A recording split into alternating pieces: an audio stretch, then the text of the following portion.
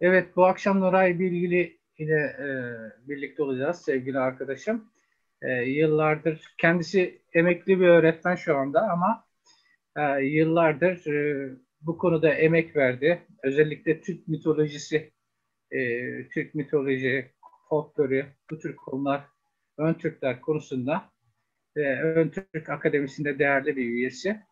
Bugün onunla e, Türklük Türklükteki erlik törenleri, ritüelleri, bunları konuşacağız. Bunları konuşurken tabii biz hep şey vardır, böyle çok sık da paylaşıyoruz. Ant kadehi tutan balballar var. Taş baba dediğimiz ya da balbal denilen. Ellerinde bir ant kadehi var. E, tabii şu var, biz bu içki konusu önemli. Neden önemli?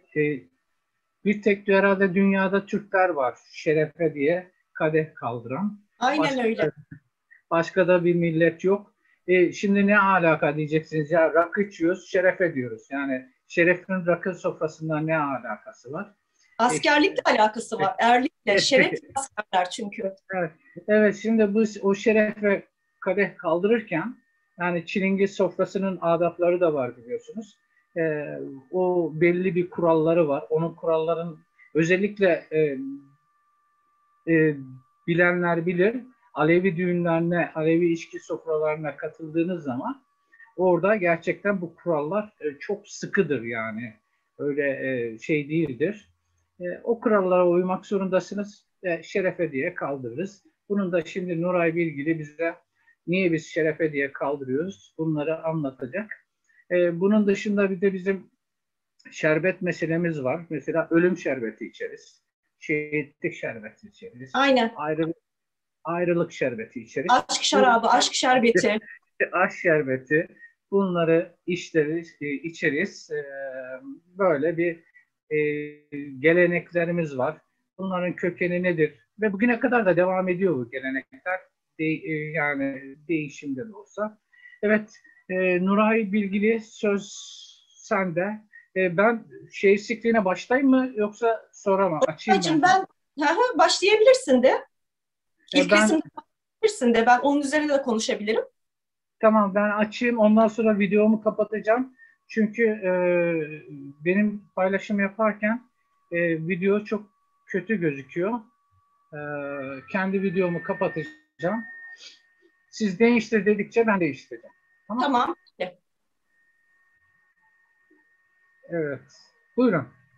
Evet, ben Nuray Bilgili. Emekli resim öğretmeniyim Oktay'ın da söylediği gibi. Aslında bu maceraya ben resim yoluyla başladım. Yani mitolojilerin resmini yaptım ben. Türk tanrı ve tanrıçaların resimleri yoktu. Bunu hayal edip ve tabii ki okumalarımdan sonra biriktirdiğim bir altyapıyla gerçekleştirdim, çizdim. Sergiler açtım tabii ki. Özellikle edebiyat hocalarım çok takdir ettiler. Benim tez danışmanım Profesör Doktor Öcal Oğuz'du. O beni teşvik etti aslında. Yüksek lisansımı ben halk bilimi bölümünde yaptım. Nuray dedi sen Türk mitlerin resmini de yapmalısın dedi. Peki dedim hocam. Ben bu şekilde girdim bu işin içine. Fakat resimde kalmadı tabii ki. Türk mitolojisi çok boş bir alandı. Benim de bunu doldurmam gerekiyordu. O yüzden bu alana girdim ve mitolojiler çok gizemli benim için ve gizemli konuları çözmek de çok keyif verici benim için. Bugünkü konum, anlatacağım konu Mehmetçi mitolojisiyle alakalı. Yani Mehmetçik tabii askerimizin de bir ordu geleneği var. Ordumuza ait askerlik ritüelleri var. Bunlardan kısaca bahsedeceğim. Şimdi Avustralyalı yazar Ludwig Wittgenstein şöyle demiş Traktatus eserinde, Türkler savaşa düğüne gider gibi giderler. Gerçekten de öyle. Yani biz evlatlarımızı savaşa, düğüne gönderir gibi göndeririz. Nasıl göndeririz? Davullarla, zurnalarla göndeririz. Ellerine kınalar yakarak göndeririz. Ve al yeşil bayraklarla, al yeşil tülbentler üzerlerine biliyorsunuz askerlerimizin omuzlarına atarak göndeririz. Al yeşil bayrak düğünü ifade eder Türk kültüründe. Onlarla birlikte uğurlarız askeri. Gerçekten de öyle. Yani Türkler savaşa giderken düğüne gider gibi giderler. Bu resimde de görüyorsunuz Türk askerleri Kore'de davul ve zurna eşliğinde oynuyorlar. Tabii Türk mitolojisindeki askerlik kavramlarıyla alakalı göksel kavramlardan bahsetmek istiyorum ben. Eskiden arkaik insanlar hiçbir ritüeli, hiçbir mitolojiyi gökyüzünden bağımsız üretmiyorlar. Yani mutlaka mitolojilerin arkasında gökyüzü döngüleri, gezegenler, yıldızlar, bunların açıları hepsi var. Tabii ki bu mitolojileri üretenler özel insanlar. Özür dilerim. Bu özel insanlar şamanlar, bilgeler, peygamberler, ilim sahipleri insanlar. Bunlar insanlığın tüm genetik mirasını bilinç altında taşıyan ve Tanrı'dan gelen o enerjiyi görünür hale getiren özel insanlar. Örneğin bir şamanın 12 bin kelimelik bir hafızası varken normal insanın 3-4 bin kelimelik bir hafızası var. Düşünün. Tabii göksel sembolleri de bu özel insanlar okuyabiliyorlar. Bu özel insanlar göksel sembollere isimler veriyorlar, yorumlayabiliyorlar. Ben Mars'tan başlamak istiyorum. Mars gezegeni Türkler için, Türk askerlik kültürü için ne ifade ediyor onu anlatmak istiyorum. Kazvini şöyle demiş, 12. 13. yüzyılda yaşayan astronom, astrolog, bilim adamı Kazvini, Türkler savaşı iyi bilir, bu Mars'ın sıfatıdır ve Mars onların sahibidir der. Yani Mars'ı, savaş gezegenini Türklerle özdeşleştirir. Aynı şekilde milattan sonra 1. 2. yüzyıllarda yaşayan Batlamyus, Yunan astronom, astrolog tabii ki ilim adamı. Eskiden çünkü bilim adamları hem astrologtu hem bilim adamıydı. Yani yıldızları da okuyabiliyorlardı. Ona göre de o dünyayı 7 bölgeye ayırmış ve Türklerin yaşadığı bölgeyi Mars'la ilişkilendirmiş. Yani yine Türkleri Mars'la ilişkilendiriyorlar. Tabii yabancı kaynaklar bunu böyle ilişkilendiriyor. Fakat Türkler de kendilerini Mars'a çok yakın görüyorlar. Mars'a bir anlamda tapınıyorlar eskiden. Tabii Mars karakterinde diğer bir Antares yıldızı var. O da Mars karakterinde bir yıldız. Bu da çok önemli. Ona da tapınıyorlar Göktürkler. Bunların ritüellerinde biz bunları görüyoruz. Türkçe Mars biliyorsunuz kızıl gezegen ve dünyadan bakıldığında da kızıl renk hakim. Türkler Mars'a bakır sokum adını veriyor. Yani bakır renginden dolayı, kızıl renginden dolayı bakır sokum adını veriyor. Sokum biliyorsunuz Anadolu'da hani bir sokum ekmek ye derler. Hani bir lokma ekmek ye derler. Fakat sokumun başka bir anlamı daha var. Kuyruk sokumu. Kuyruk sokumu ince uzun bir kemik biliyorsunuz. Bu hani ok şeklinde olan kemik. Bakır sokum denmesinin sebebi de Mars'ın sembolünün ok olmasından dolayı. Yani Türkler Mars'ın sembolünü biraz sonra da anlatacağım, pek çok sembolü var. Ok şeklinde gördükleri için bakır sokum adını veriyorlar.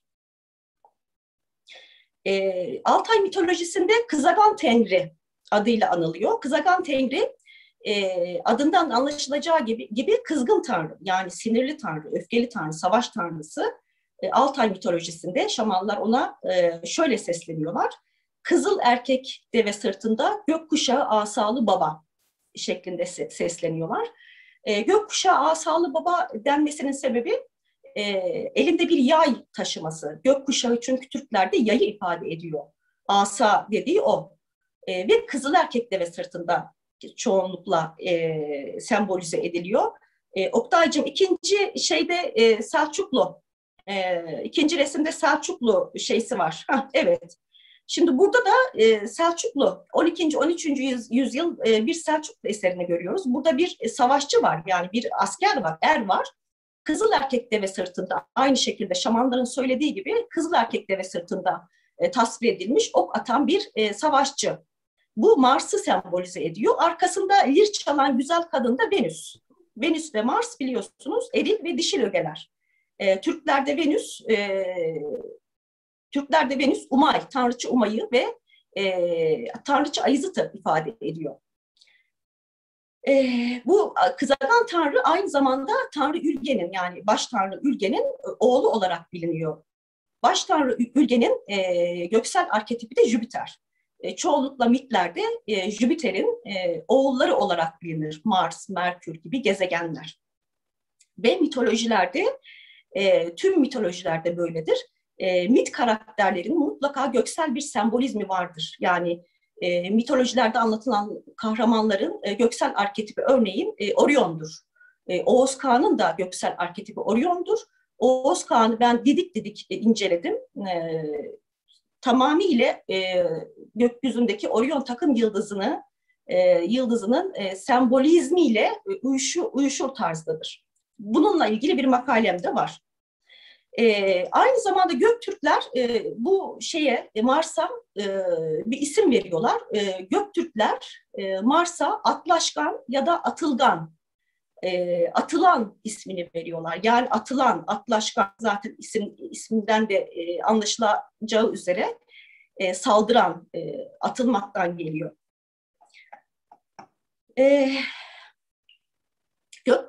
Göktürk Alpleri savaşa gitmeden önce Mars ve onun eş değeri olan Antares'e ant içiyorlar. Antares, akrebin kalbi olarak bilinen yıldız. Yani kalbel akrep olarak biliniyor Arap mitolojisinde, Arap kozmolojisinde. Ona savaşta başarı için ant içiyorlar. Ant içmek zaten biliyorsunuz içmek bir kadeh eşliğinde yemin etmek anlamı taşıyor. Aslında kalbel akrep eski Türk kozmolojisinde ejderhanın kalbi olarak biliniyor. Çünkü o bölge ejderha takım yıldızıyla ilişkilendiriliyor Türklerde. Çok ilginçtir.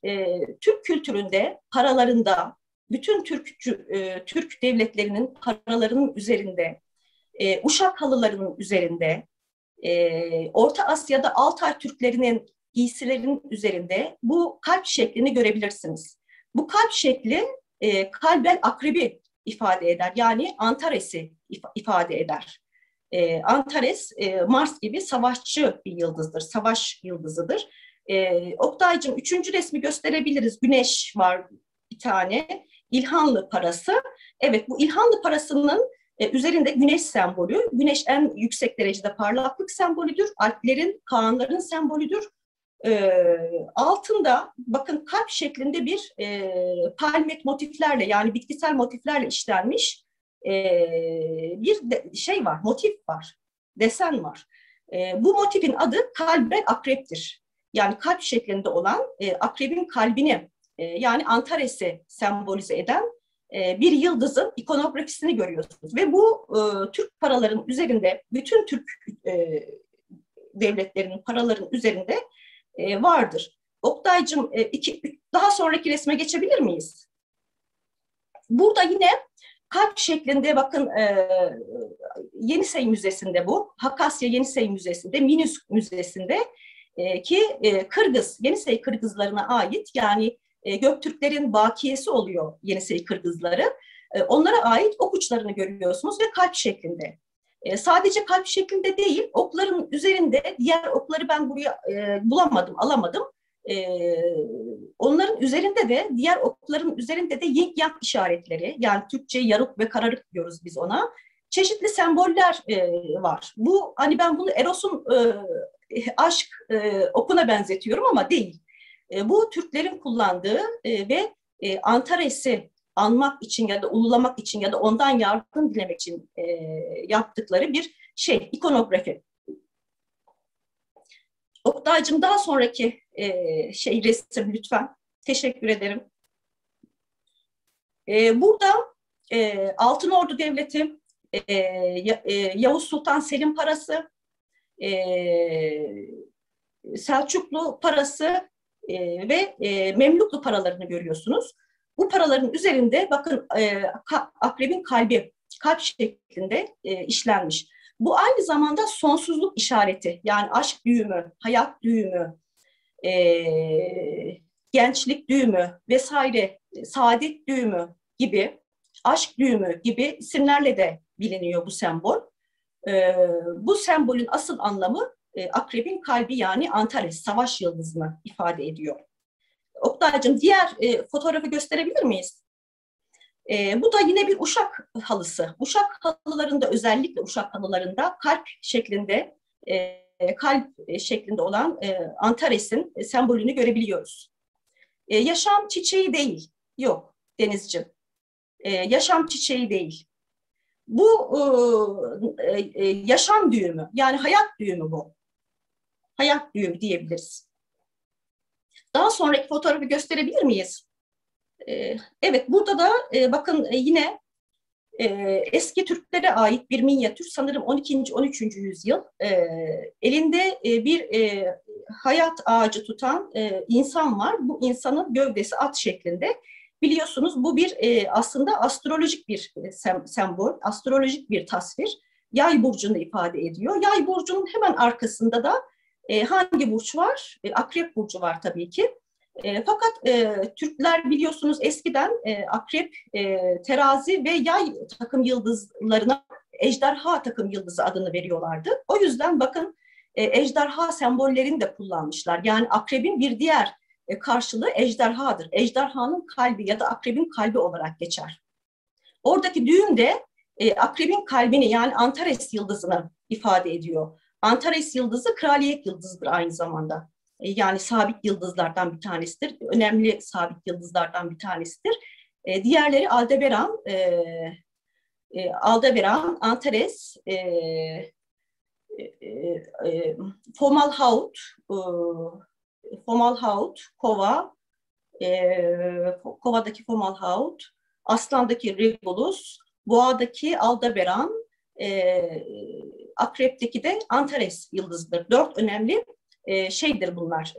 Gökyüzünü taşıdığı düşünülen sabit yıldızlardır, önemli yıldızlardır.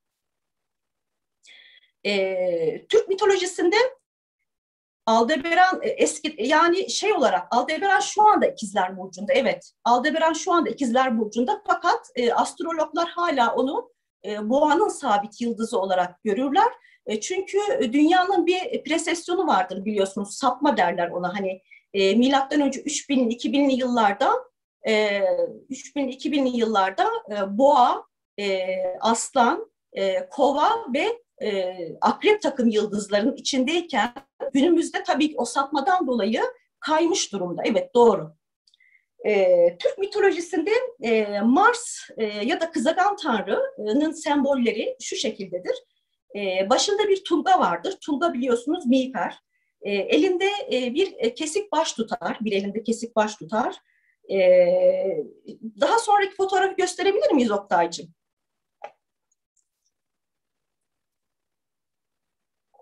Bu da falnameden bir görüntü.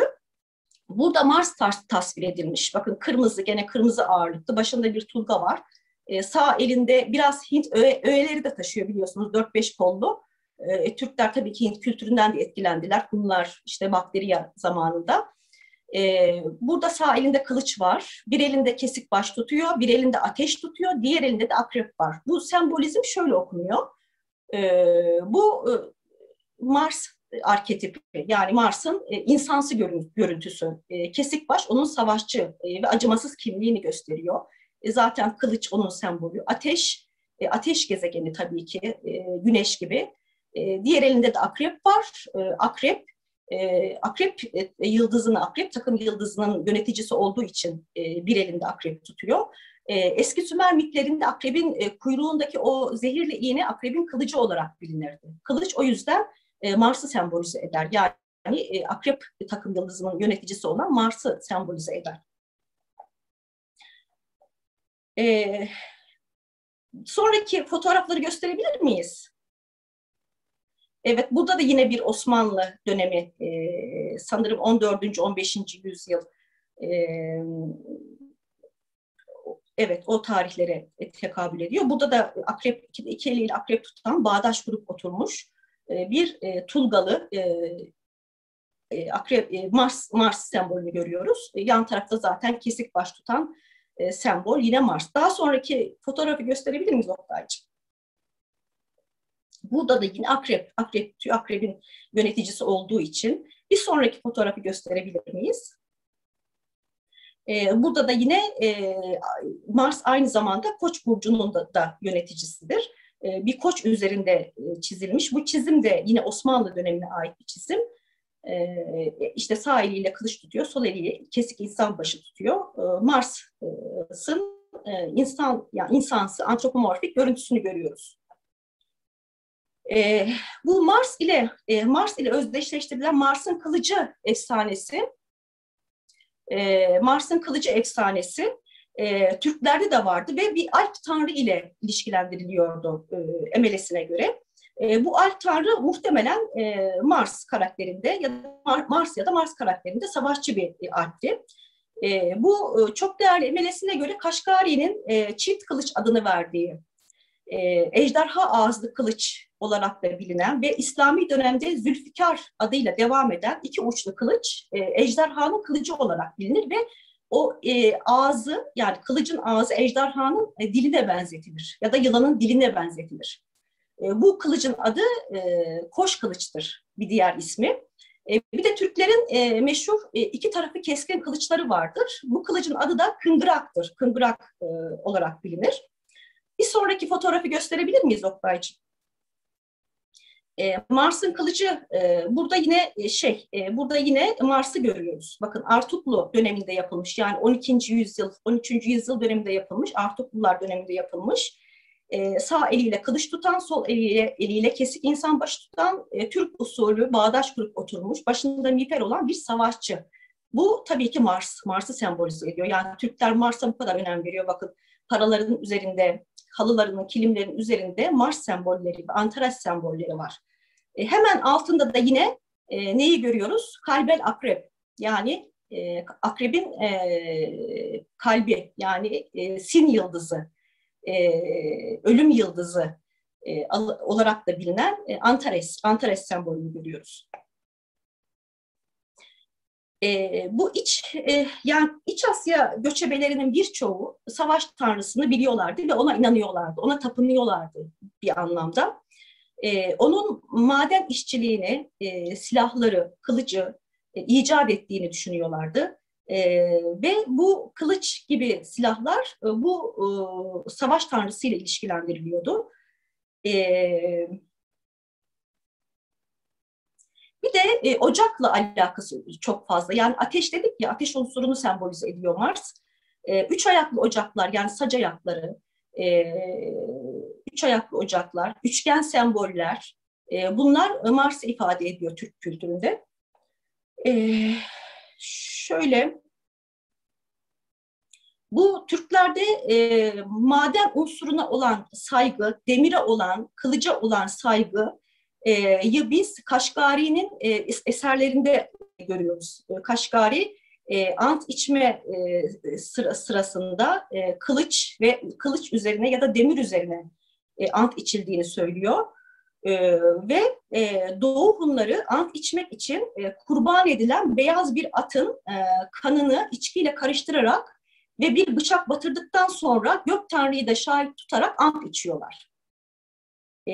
Bu söz konusu bıçak da tabii ki Mars'ın kılıcı. Yani ya Zülfikar dediğimiz kılıç ya da Kıngırak adını verdiğimiz iki ucu keskin kılıç. Türklerde Mars'ın sembolleri ok, yay, kılıç, tulga, kargı, bunun gibi savaş aletleri. Yani sembolizmi okumak gerekirse eğer minyatürlerde falan ya da paraların üzerinde ya da herhangi bir sanat eserinin üzerinde bu sembollere dikkat edilmesi gerekiyor. Şimdi bir de Venüs'ün tabii ki savaşçı kimliği var. Venüs'ü biliyorsunuz aşk gezegeni diye biliyoruz biz, fakat öyle değil. Venüs tüm mitolojilerde, Sümerlerden başlayarak tüm mitolojilerde hem aşk tanrıçasıdır hem de savaş tanrısıdır ya da tanrıçasıdır. Yani iki karakteri vardır. Venüs'ün göksel, Umayyana'nın ve tanrıça Ayızıt'ın göksel karşılığı Venüs'tür. Göktürk Alpleri savaşa gitmeden önce Umay Ana'dan icazet alırlar, ona tapınırlar, ona dua ederler ve Umay Bey gibi eril ifadelerle seslenirler. Çünkü onun eril kimliği vardır, savaşçı kimliği vardır. Bu da şöyle, bir sonraki fotoğrafı gösterebilir miyiz Oktay'cığım? Bakın burada Kırgızistan Satubulak kurganında bulunmuş bir kemik üzerinde yapılmış bir resim. Bir Göktürk Alpi burada Tanrıça Umay'la birlikte resmedilmiş. Yani Tanrıça Umay'la birlikte o 3 boynuzundan tanıyoruz ya da 3 dilimli tacından tanıyoruz Umayana'yı. Onunla birlikte tasvir edilmiş. Tabii ki icazet alıyor. Yani savaşta başarı için ona tapınıyor. Şimdi Venüs sabah yıldızı olarak doğduğu zaman savaşçı bir kimliğe bürünür. Sümer mitlerinde de öyledir. Ereşkigal adını alır.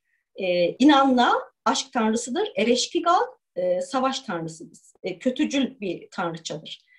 Türk mitlerinde de öyle. Yani Venüs'ün 2 karakteri vardır. Sabah yıldızı olarak doğduğu zaman tüm yıldızları elinde kılıcı öldüren bir alp tanrı şeklinde görülür. O yüzden Venüs'ün diğer adı Alp yıldızıdır. Hatta türkülerimiz vardır.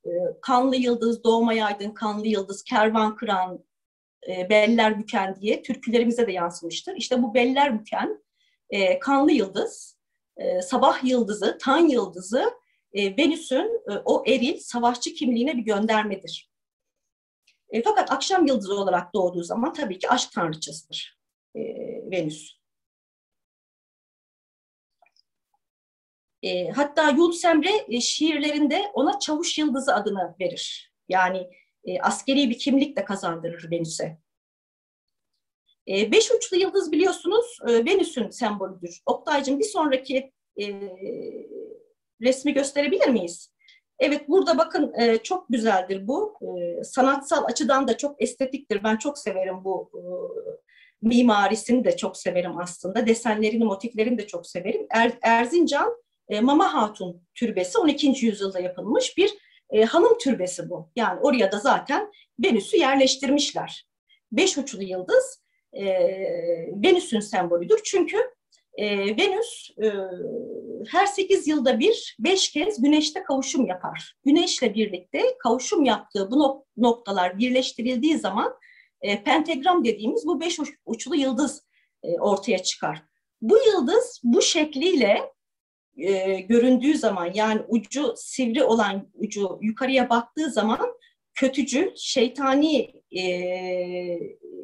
ve savaşı sembolize eden bir karaktere bürünür. Fakat bu yıldızın 2 ucu yukarıya baktığı zaman iyicil, şefkatli bir tanrıçaya bürünür. Bu da tamamen astrolojiktir aslında. Yani bu yıldızın şeklinin değişmesi.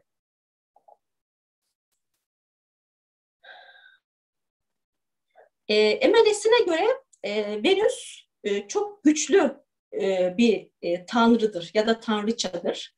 Zaten Elyada, Mircea Eliada'ya göre bütün tanrılar ve tanrıçalar hermafrodittir. Yani er dişidir. Bütün gezegenlerin, ayın, güneşin, Venüs'ün 2 özelliği vardır. Evet, bayrağımızdaki yıldız.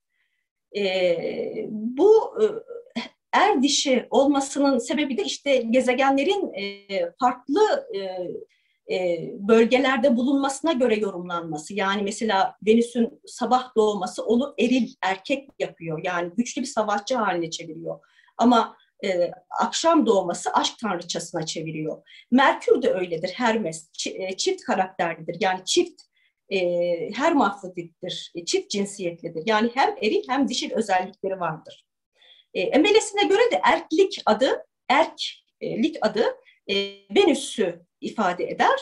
Hatta yeraltı tanrısı Erlik ya da Erklik Venüs'ün, Satürn'ün ve Mars'ın kötücül taraflarını yansıtır. Yani savaşçı, kötücül, yıkıcı, yakıcı, ceza verici bir Kaan olarak, Erlik Han olarak tasvir edilir. Evet, evet. Bayrağımızın sembolü de evet Venüs.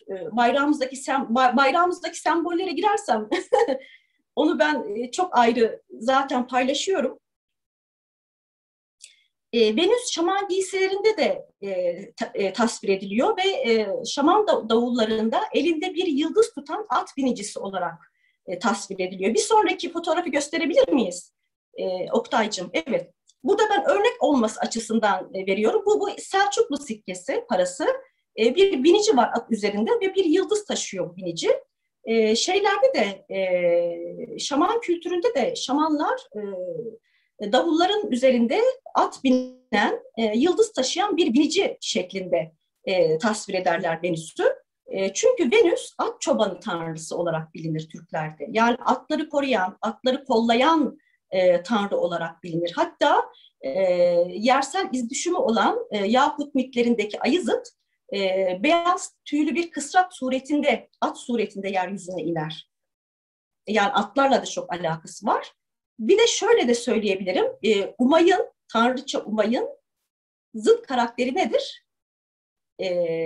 Al karısıdır biliyorsunuz. Al karısı kötücül tarafıdır. Yani yakıcı, yıkıcı tarafıdır. Al karısı mitlerinde de, söylencelerinde de al karısı atları çok sever. Atların üzerine biner, koşturur, terletir ve atların yelesini, kuyruğunu örmekten çok hoşlanır.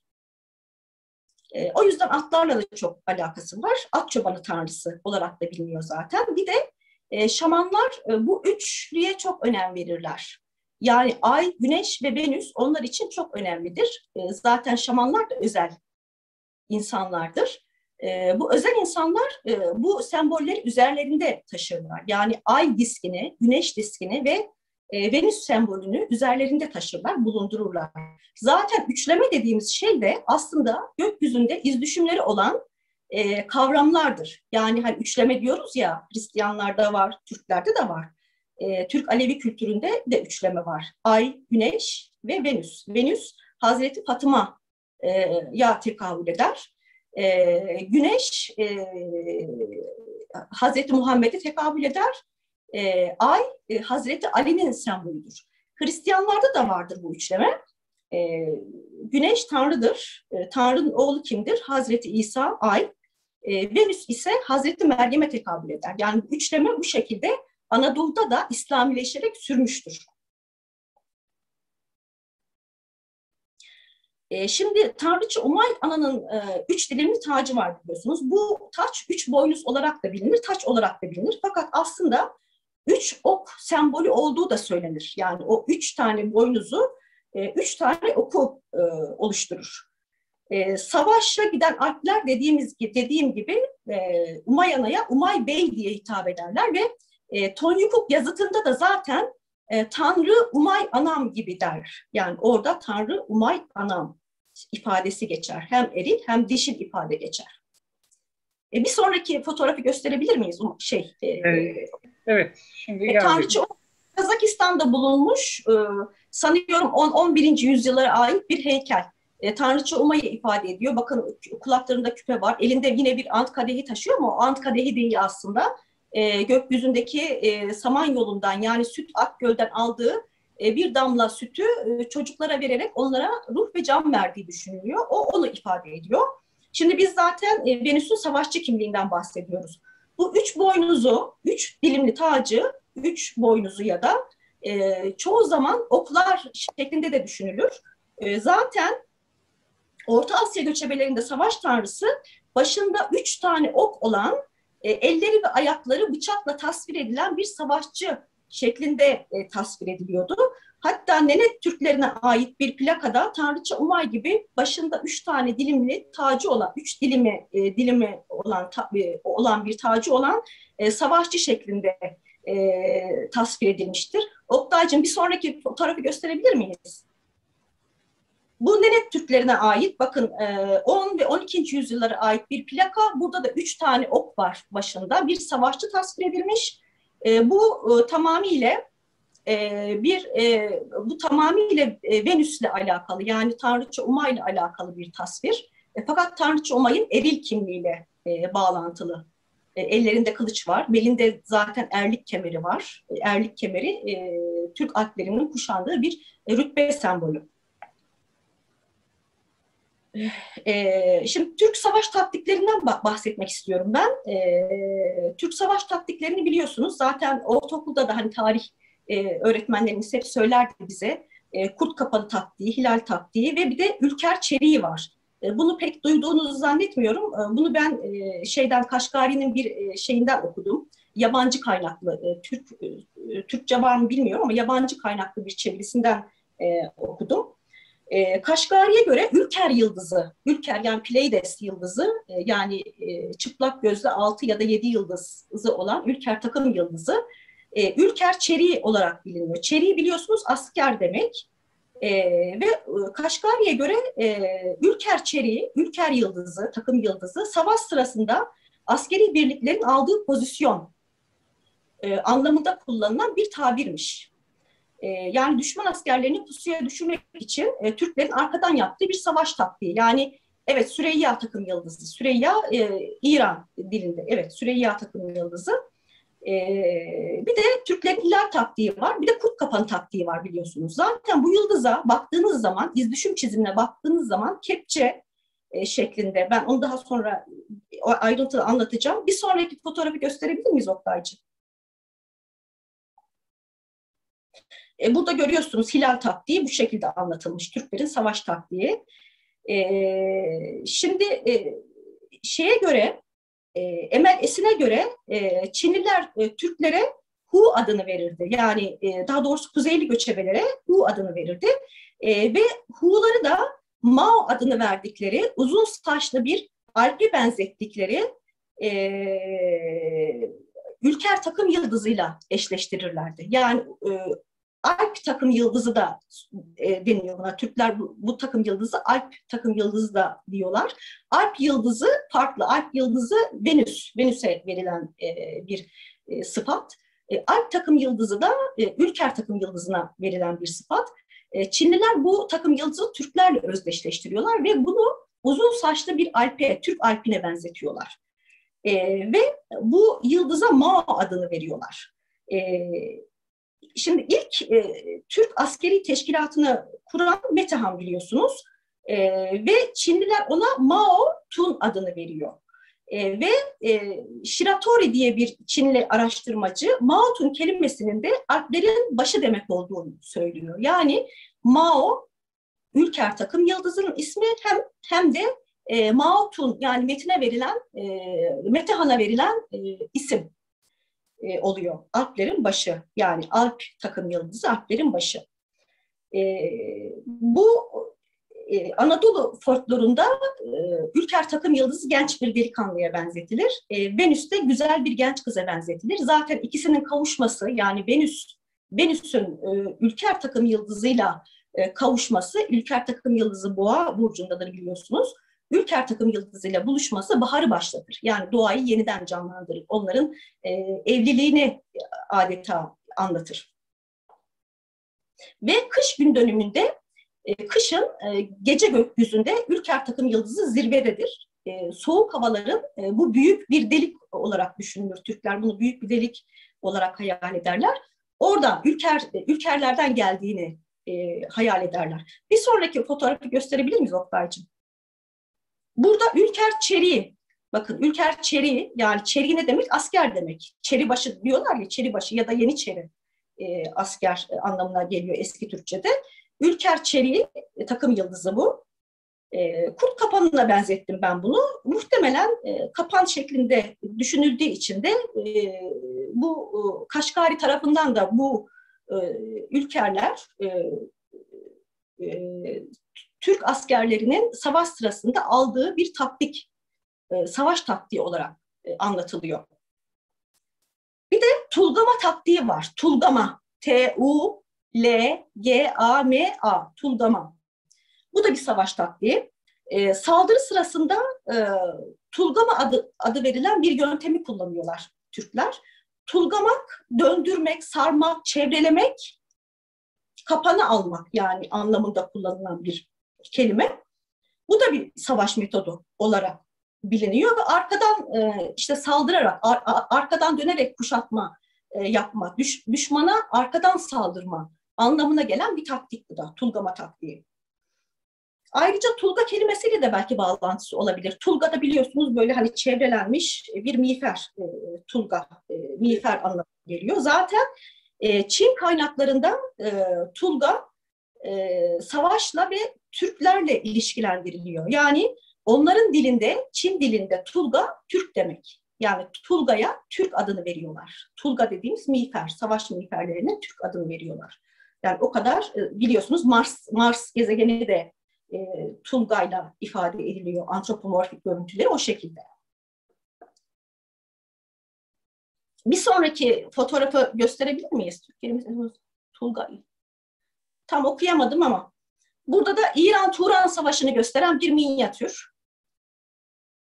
Burada da bir savunma taktiği herhalde yapılmış şeylerle, kalkanlarla.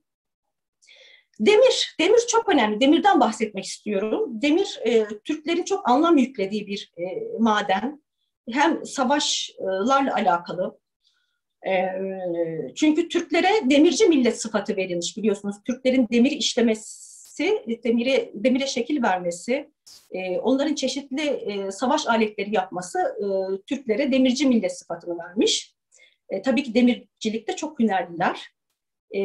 Ve Türkler savaşta da tabii ki ilişkilendirildiği için demirci millet adı veriliyor. Ayrıca demire yüklenen anlam, mitolojik, mistik anlam da yani önemli. Destanların da kaynağı aslında demir olmuş. Tüsük Hunlarının çocukları olan Göktürkler yıllarca biliyorsunuz Juanların ya da Huanların esir demircisi olarak yaşıyorlar ve daha sonra hem onları yenerek hem de Orta Asya'daki diğer devletleri yenerek Göktürk İmparatorluğu'nu kuruyorlar. Bu Göktürk İmparatorluğu'nun kuruluşu da bir mitolojiyle anlatılıyor.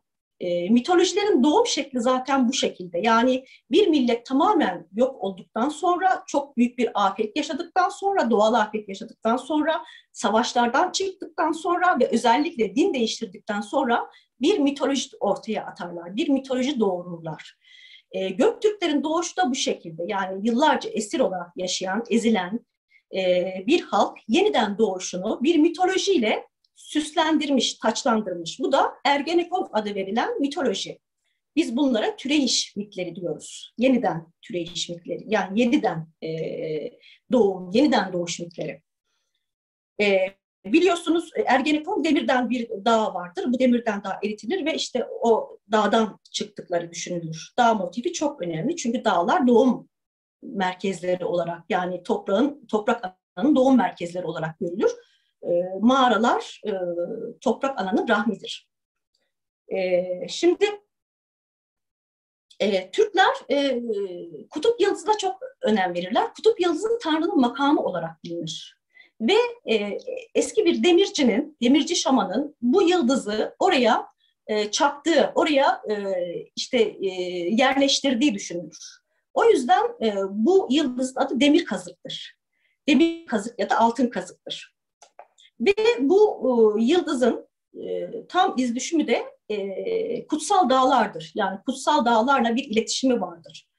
Ya da aksis mundi dediğimiz merkezlerle özel bir iletişimi vardır. Çünkü kutup yıldızı Tanrı'nın kapısıdır. Tanrı o şekilde insanlarla iletişim kurar. Şamanlar da ağaçlara tırmanarak kutup yıldızına eriştiklerini düşünürler. Ağaçlar, kutsal ağaçlar, kayın ağaçları, çam ağaçları da aksis mundidir. Yani yeryüzünün merkezleridir. Göktürk Kağanları daha sonra yani bu imparatorluk kurduktan sonra, esaretten kurtulduktan sonra her yıl bir demir parçasını bir ateşte kızdırarak, örste döverek bu yeniden doğuşu kutlarlarmış eskiden. Bu gelenek hala devam ediyor biliyorsunuz. Bu muhtemelen özgürlüklerine kavuştukları günü anmak içindi. Şimdi bu demiri savaşlarda işlevsel olarak kullanan millet sağaltım ve kötü ruhlardan korunmak için de demiri kullanıyorlar. Nasıl kullanıyorlar? Yeni doğum yapmış kadınların yastıkların altına demirden bir alet koyuyorlar. Bıçak, makas koyuyorlar ki kötü ruhlar yaklaşmasın diye. Çünkü kötü ruhlar demirden ve demirci şamanlardan korkarlar. O yüzden demir olan yerlere yaklaşmazlar. O şekilde de bir şeysi var, etkisi var. Bir de bir Bizans elçisi Türklerle Göktürk imparatorlarından, kağanlarından biriyle görüşmeye gelince onun kötü ruhlardan arınması için demirden, kızgın demirden ya da ateşin üzerinden atlatmışlardır. Demirin hani kötü ruhları kovması bu şekilde. Ok ve yaya gelelim. Ok ve yay da biliyorsunuz savaş sembollerinden, askerlik sembollerinden bir tanesi, aletlerinden, araçlarından bir tanesi. Ziya Gökalp'e göre ok en arkaik Türk dilinde akıl. Evet, akıl olduğunu söyler. Yani ok kelimesinin akılla bağlantısı, öğrenmek, akılla bağlantısı olduğunu söyler. Okuş kelimesinin de akıl ve zeka anlamında kullanıldığını söyler. Yani oktan türeyen bir kelime. Zaten ok ile başlayan oku, okumak, okul bunlar tamamıyla ok kelimesinden türeyen ve akıl, aydınlanmak, öğrenmek anlamında kullanılan sözcükler biliyorsunuz. Çünkü Türkler eskiden iletişim için, yani asker Türkler değil, tabii askerler yani erler, alpler, iletişim birbirleriyle haberleşmek için okları kullanıyorlardı. Okların çeşitli renklerde tüyler takıyorlardı. O tüylerin renkleri, işte şekilleri, o okların üzerine çizilen kertikler, semboller, o okun ait olduğu kişiyi tanıtıyordu. Yani kimlik bilgisiydi aslında. O oku alan kişi de bu okun üzerindeki sembolleri okuyarak onun ne anlatmak istediğini anlıyordu. O yüzden ok kelimesi okuş, okumak, okul gibi kelimelerinin kaynağı olmuştur. Yine Türkolog Rox'a göre de kertikli, boyalı ve ucuna tüy takılmış olan oklar o okun sahibinin kimliğini belli ediyordu. Hatta Camuka'nın öküzün boynuzundan yaptığı bir oku Timuçin'e vermesi onun dostluk göstergesiydi. Yani bağlılık göstergesiydi Timuçin'e, Cengiz Han'a. Bir sonraki fotoğrafı gösterebilir miyiz Oktay'cığım?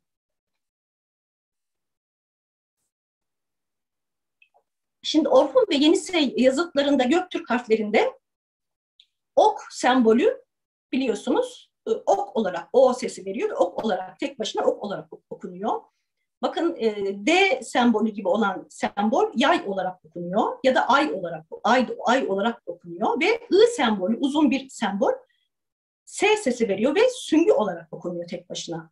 Bakın bu üç sembol, en baştaki üç sembol Göktürk runik harfleridir ve bunların okunuşları da Türklere uygun, Türkler asker millet çünkü, Türklere uygun savaş sembollerini ifade eder. Yani yay, ok ve süngü.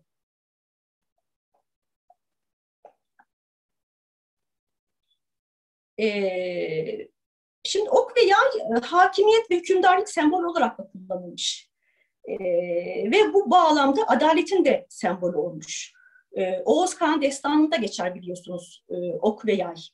Yani Oğuz Kağan oğullarına toprak paylaştırırken bir oku vardır Oğuz Kağan'ın, üç oku vardır ve bir yayı vardır. O yayı 3 oğluna verir, 3 okunu da diğer oğluna verir. Yani ok ve yay aynı zamanda bir ne sembolü diyebiliriz? Miras sembolü diyebiliriz, bilmiyorum. Bir paylaşım sembolü olmuş. Aynı zamanda ok ve yay tıpkı yin ve yang gibi Türklerin ikili mantık sistemini ifade eder. Yani dualiteyi ifade eder. Ok Türklerde güneşin oklarına benzetilir ve ışığa benzetilir ok sembolü. Yay sembolü ise ayla özdeşleştirilir ve karanlık yönü yani yang yönünü ifade eder. Türklerde yin yang, yaruk, kararık olarak okunur. Yani yaruk ilkesi ve kararık ilkesi. İkili ilke. Bir sonraki fotoğrafı gösterebilir miyiz? Oktaycığım. Evet Züleyhacığım. Burada Oğuz Kağan ve oğullarını gösteren bir minyatürü görüyoruz. 14. yüzyıl.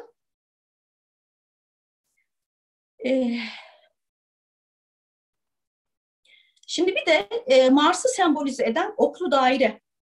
Bir sonraki fotoğrafı gösterebilir miyiz Oktaycığım?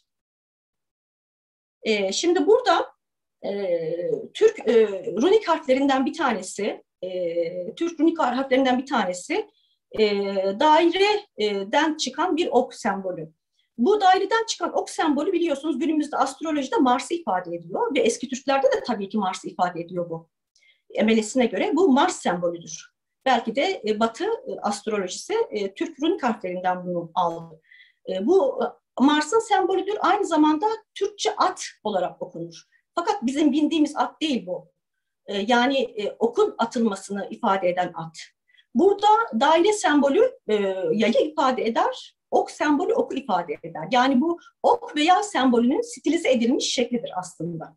Ve alttaki para da Türgeç Devleti'ne, Türk İş Devleti'ne ait bir paranın üzerinde de bir aslan ve yine ok yay sembolünü görüyoruz. At okunan sembolü ve Mars'ı ifade eden sembolü görüyoruz. Bir sonraki fotoğrafı gösterebilir miyiz Oktay'cığım? Şimdi bu semboller, simgeler şeylerde de devam ediyor. Evet, bu da yine astrolojideki Mars sembolü ve burada bir Türk yazıtındaki Mars sembolünü görüyorsunuz. Bir sonraki fotoğrafı gösterebilir miyiz Oktay'cığım? Evet, burada da yine bir kilim, Türk halı ya da kilim bilmiyorum, yine at sembolü var burada. Tabii ki kilimlerimiz ve halılarımız bin bir çeşit sembolle dolu. Yani bunları herhalde ciltler dolusu kitap yazmak lazım onları çözümleyebilmek için.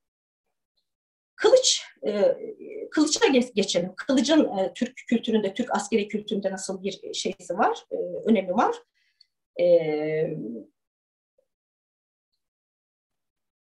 Yine kılıç da mesaj veriyor aslında. Yani kılıç da Türk kültüründe mesaj vermek için kullanılmış. Kılıç aynı zamanda adaletin de sembolüdür. Yani hem savaşın sembolüdür hem adaletin sembolüdür. Yunan kültüründe tanrıça Temis'in hani bir elinde terazi vardır, diğer elinde kılıç vardır. Kılıç aynı zamanda adaleti de sembolize eder. Türk kültüründe de böyle olmuştur. Osmanlı döneminde bir sonraki fotoğrafı gösterebilir miyiz Oktay'cığım? Osmanlı döneminde fermanlar kılıç şeklinde yazılmıştır. Bakın bu şekilde. Yani bu Osmanlı hükümdarlarının hem adil olduğunu, adaletli olduğunu hem adaletin kılıçtan keskin olduğunu ifade eder. Kılıç sembolizmi bu şekilde görülmüş. Bir sonraki fotoğrafı gösterebilir miyiz Oktay'cığım? Burada bakın iki uçlu kılıç yani koş kılıç ya da zülfikarı görüyoruz. Fakat bu bir Türk şeysi değil. Kalkanı değil bu. 15. yüzyıla ait, 16. yüzyıla ait Hun yani Macar kalkanı bu. Macar kalkanın üzerinde iki uçlu zülfikar dediğimiz kılıcı görüyoruz. Bu kılıç şekli aslında MLS'ine göre Orta Asya Türklerinden gelme bir kılıç. Yani hani Hazreti Ali'ye anlam yüklenir bu kılıcın üzerinden. Fakat Türklerin Orta Asya'da kullandığı bir kılıç ona göre. Ve bu kılıcı Mars'ın kılıcı olarak bilinir bu. Mars'ın kılıcı efsanesi de Atilla ile birlikte batıya taşındığı düşünülür ve Atilla'ya da Mars'ın kılıcını Tuğrul'un getirdiği, hani mitolojik kuş vardır ya, Tuğrul'un getirip verdiği söylenir. Tuğlara geçelim. Tuğ,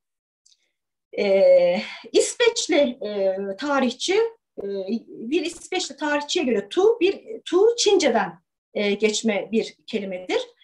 Kotuz biliyorsunuz. Kotuz eski Türkçe bir kelime ama Çince'den geçtiği düşünülüyor. Kotuz yabani Tibet sığırı. Tibet sığırı bu Tibet sığırının kuyruğu çok önemli ve o kuyruğunu kesip eski Türkler tuğ haline getiriyorlar. Şimdi Türklerde ikili köken miti var. Bir tanesi ata kurt efsanesi, bir tanesi de ata boğa efsanesi. Türklerin biliyorsunuz atası bir boğa aslında. Oğuz Kağan, Öküz Kağan'dan geliyor ve Oğuz Kağan'ın atası, babası bir boğadır, anası aydır. Yani Türklerin Bazin'e göre de, Fransız Türkolog Bazin'e göre de Türklerin ikili köken miti vardır.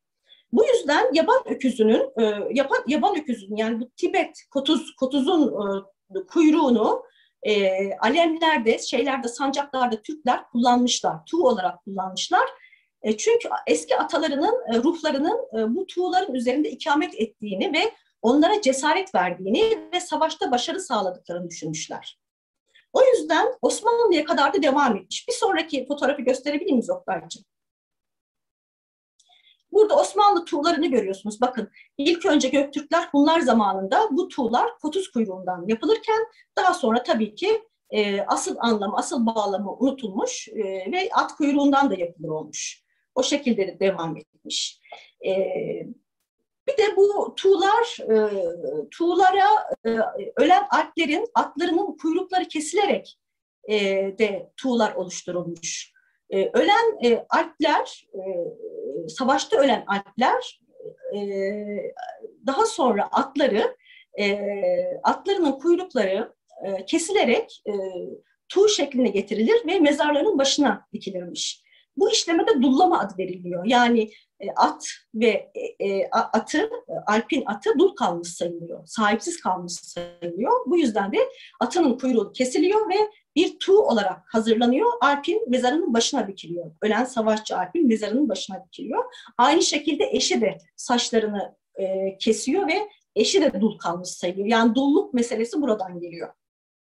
Türkler boncuk, moncuk, sancak, batrak, bekçem gibi isimler vermişler. Yani bayrak aslında Türklerde boncuk, moncuk. Bakın orada küçük bir küre görünüyor.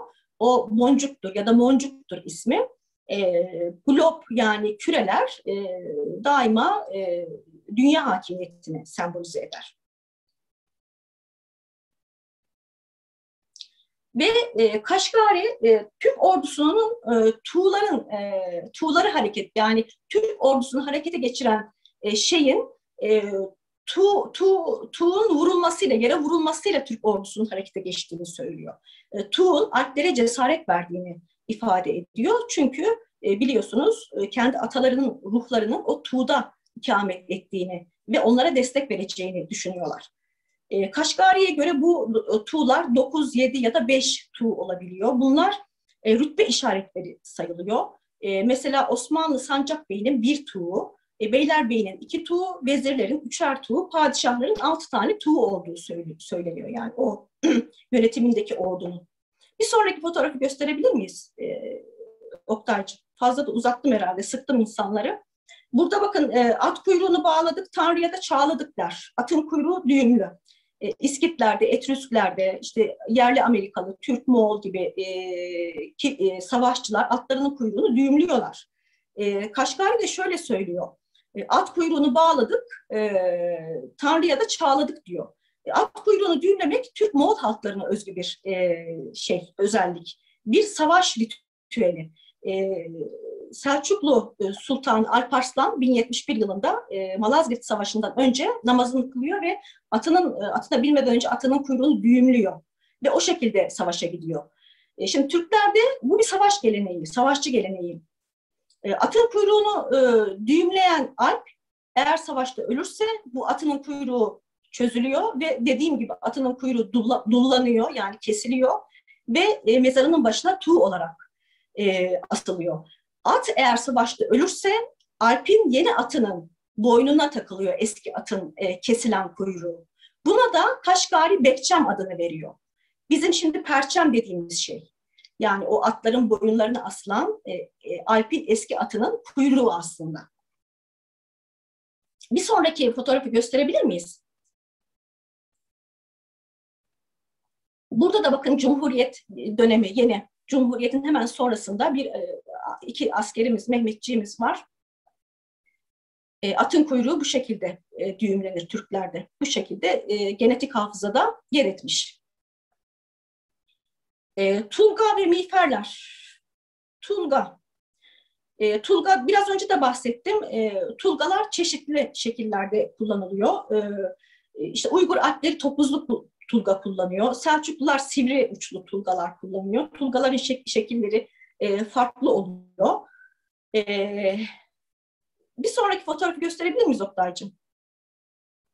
Burada 6. 7. yüzyıllarda bir Uygur Alpi görünüyor. Bakın tulgası yani miğferi topuzlu miğfer. Topuzlu miğfer kullanmış. Şimdi ben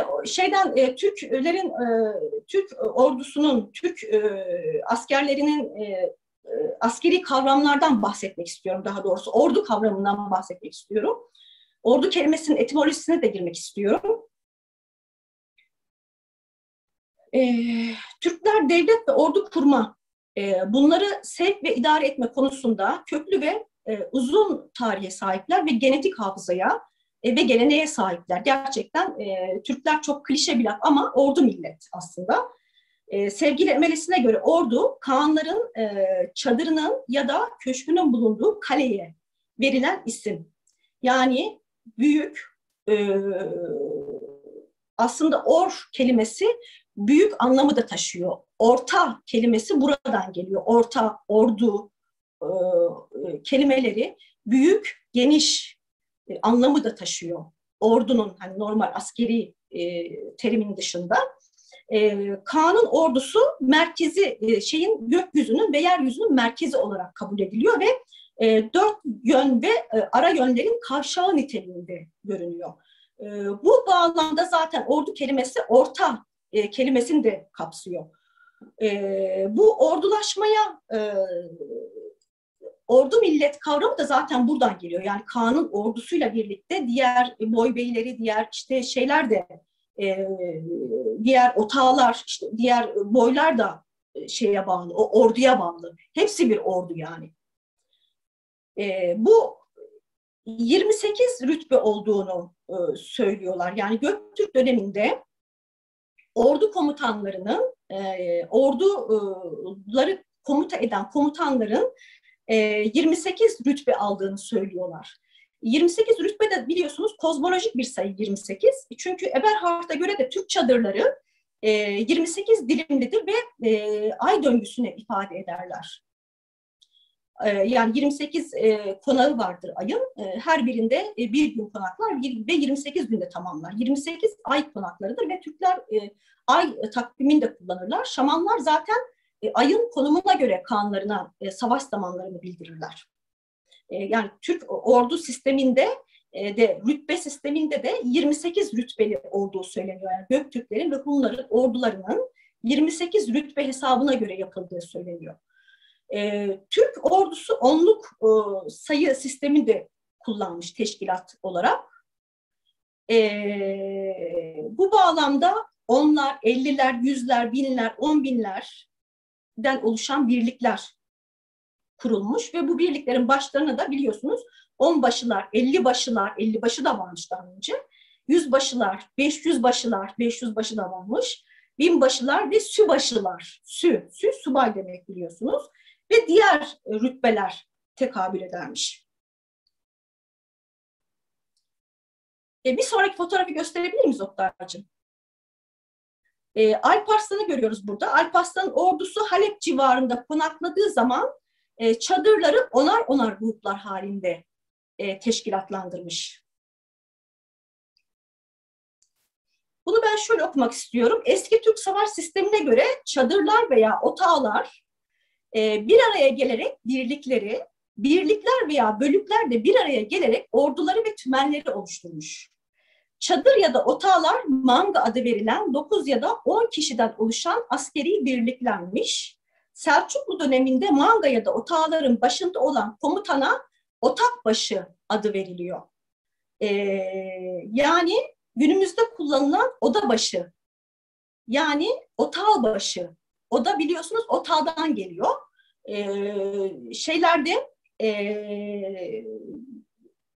Otakbaşı günümüzde de onbaşı rütbesi oluyor. Osmanlı döneminde de odabaşı Yeniçeri örgütünde görevi alayda selam törenlerini düzenlemek olan subaymış. Yani odabaşı Otakbaşı'dan geliyor ve ta Göktürkler ve Hunlara kadar tarihi gidiyor. Tümen bir askeri kavram biliyorsunuz ve Metehan'a girmek istiyorum. Metehan ilk ordu teşkilatını kuran Türk Kağan'ı biliyorsunuz. Milattan önce 2. yüzyıllarda yaşadığı düşünülüyor. Babası Teoman. Teoman'a rakip oluyor ve ordunun başına geçiyor. Oradaki işte göçebeleri örgütlüyor ve bir düzenli ordu kuruyor. 209 yılında kuruyor bunu. 209 yılı biliyorsunuz Türk Kara Kuvvetleri'nin de kuruluş tarihi olarak kabul edilir. Ve daha sonra 10 bin süvariden oluşan ve adına tümen denilen bir grup asker oluşturuyor. 10 bin süvari yani atlı asker oluşturuyor. Şimdi Türk kozmoloji sisteminde, Türk kozmoloji düşüncesinde 4 yön ve 4 yöne atfedilen renkler vardır. Kuzey yönü kara renkle sembolize edilir. Güney yönü kırmızı, doğu yeşil ya da işte gri, mavi gibi. Batı ise ak renkle sembolize edilir. Metehan tıpkı Türk kozmoloji düşüncesine göre Türk ordusunu tasnif ediyor. Türk süvarilerini tasnif ediyor. Nasıl tasnif ediyor? Kuzey yönüne gönderdiği atlıları kara at veriyor. Yani siyah renkli atları, siyah renkli süvarileri kuzey yönüne gönderiyor ve kuzey yönüne yerleştiriliyor. Orayı korumakla görevlendiriyor. Batı yönüne ak renkli atları gönderiyor. Yani beyaz renkli atları gönderiyor. Tam Türk kozmolojisine uygun. Doğu yönüne demir kırı, böyle mavimsi atları gönderiyor. Güney yönüne de kızıl renkli süvarileri, atlıları gönderiyor. Yani Türk kozmolojisine uygun bir ne çiziyor? Bir ordu sistemi, bir düzen oluşturuyor. Bakın ne kadar intizamlı. Kozmosla yani gökyüzüyle orantılı. Gökyüzünün iz düşümünü o ordu sistemine o zaman mühürlüyor diyeyim. Ve daha sonra Metehan döneminde ıslıklı oklar kullanılıyor biliyorsunuz. Bir sonraki fotoğrafı gösterebilir miyiz? Oktaycığım, bir sonraki fotoğrafı gösterebilir miyiz? Evet, buradaki delikli oklar, bir yukarıda sağda bir ıslıklı ok var. Tahtadan yapılmış böyle bombeli yuvarlak bir şekil görüyorsunuz. Islıklı okları da zaten Hunların, yani Metehan'ın bulduğu söyleniyor. İlk Türk ordusunu oluşturan Kaan'ın, Yabgun'un ya da Tanju'nun bulduğu söyleniyor. Ve 24 tümenli süvariler oluşturuyor. 24 sayısı da biliyorsunuz Güneş'in döngüsü, yani Güneş saatiyle alakalı. Bunlar tamamıyla kozmolojik. Zaten arkaik insanlar hiçbir şeyi gökyüzünden kopuk yapmıyorlar. Mutlaka gökyüzüyle bağlantılı her şeyleri, sanatları, intizamları, sistemleri, mitolojileri hepsi gökyüzüyle bağlantılı. Çavuş oku adı veriliyor buna. Yani ıslıklı oklara çavuş oku adı veriliyor ya da hedef oku adı veriliyor ki bu çıkardığı sese göre askerler mevzi alıyorlar. Islıklı okları görüyorsunuz. Bunlar Moğol ıslıklı okları diye yazılmış ama biliyorsunuz Moğollar da kendi atalarını Hunlara bağlarlar. Yani bizim gibi kendilerini Hunlardan gelmiş sayarlar. Moğol ıslıklı okunu görüyorsunuz. Bir sonraki fotoğrafı gösterebilir miyiz Oktay'cığım? Burada yine hem ıslıklı hem de böyle attıkları, hani ses çıkarıp parçalayan, hedefi parçalayan oklar. Bunlar hem ıslıklı hem de savaş oku. Bunlar Yenisey Kırgızlarına ait oklar. Yenisey Kırgızları biliyorsunuz Göktürklerin bakiyesi. Renkler dedik. Renklere göre tasnif etmiş dedik Metehan. Süvarileri kuzeye, güneye ve doğuya, batıya yönlendirirken kozmolojik olarak tasnif etmiş. Bir sonraki fotoğrafı gösterebilir miyiz Oktay'cığım? Şimdi Göktürk Alpleri emelesine göre başlarına bant bağlarlardı. Bakın burada da iki Kazak genci at üzerinde güreşiyor. At güreşi deniyor buna ve aynı Göktürkler, ataları olan Türkler gibi, Türk savaşçılar gibi başlarına bir eşarp bağlamışlar. Türkler, yani eski Göktürkler ve Hunların da bu şekilde başlarına bir bez bağladıkları düşünülüyor. Hatta başı bağlı, başı bozuk tabiri buradan geliyor. Hani biz Ege'de başı bozuklara hani çete kuran fakat yine de halkı korumak için eli silahlı olan kişilere başı bozuk diyoruz. Bu yüzden başı bozuk diyoruz. Eski çünkü Göktürk Alpleri başlarını bağlarlarmış. Bu sembol yani başıma bağlıyım, yani kanıma bağlıyım mı ifade ediyor. Başı bozuk tabiri de bir kana bağlı olmadan, yani bir ordu komutanına bağlı olmadan başına buyruk silahlı kişilere verilen bir isim. Bir sonraki fotoğrafı gösterebilir miyiz Oktay'cığım? Burada bir Çinli ressamın yaptığı Metehan tasvirini görüyoruz. Çinliler ona şöyle söylüyor. onu şöyle anlatıyorlar. Bozkır kartalı büyük Mete. Yani onu bir kartala benzetiyorlar. Bozkır kartalı büyük Mete sıfatını veriyorlar ona.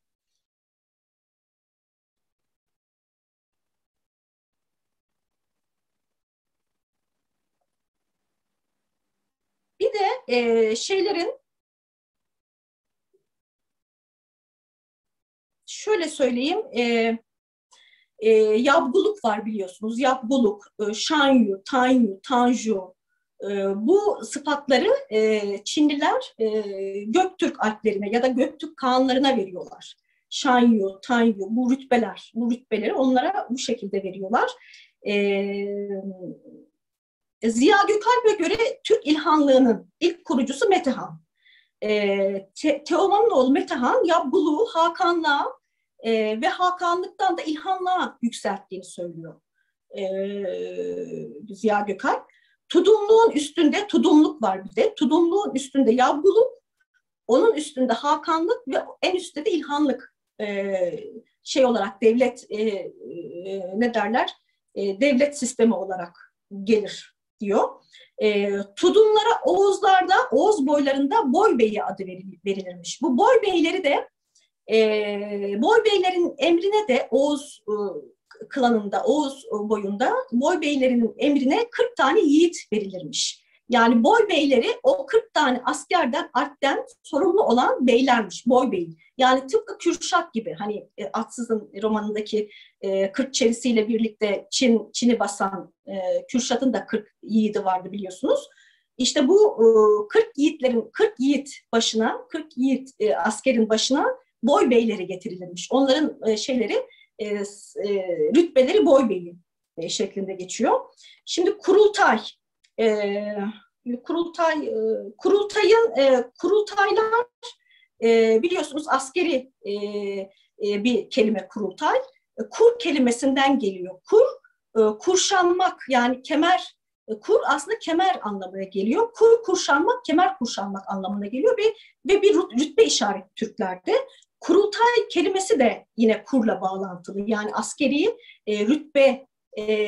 rütbeli askerlerin bir araya geldiği toplantı anlamına geliyor kurultay kelimesi ve Ziya Gökalp'e göre de ilk kurultayın kurucusu Metehan ona göre. Şimdi bir de Alp kelimesinden bahsetmek istiyorum. Alp, Alper, Alpagut, Alp Eren kelimeleri Türk savaş kahramanlarına verilen isimler. Bunlar cesur askerler. Yani günümüzün özel kuvvetleri bunlar.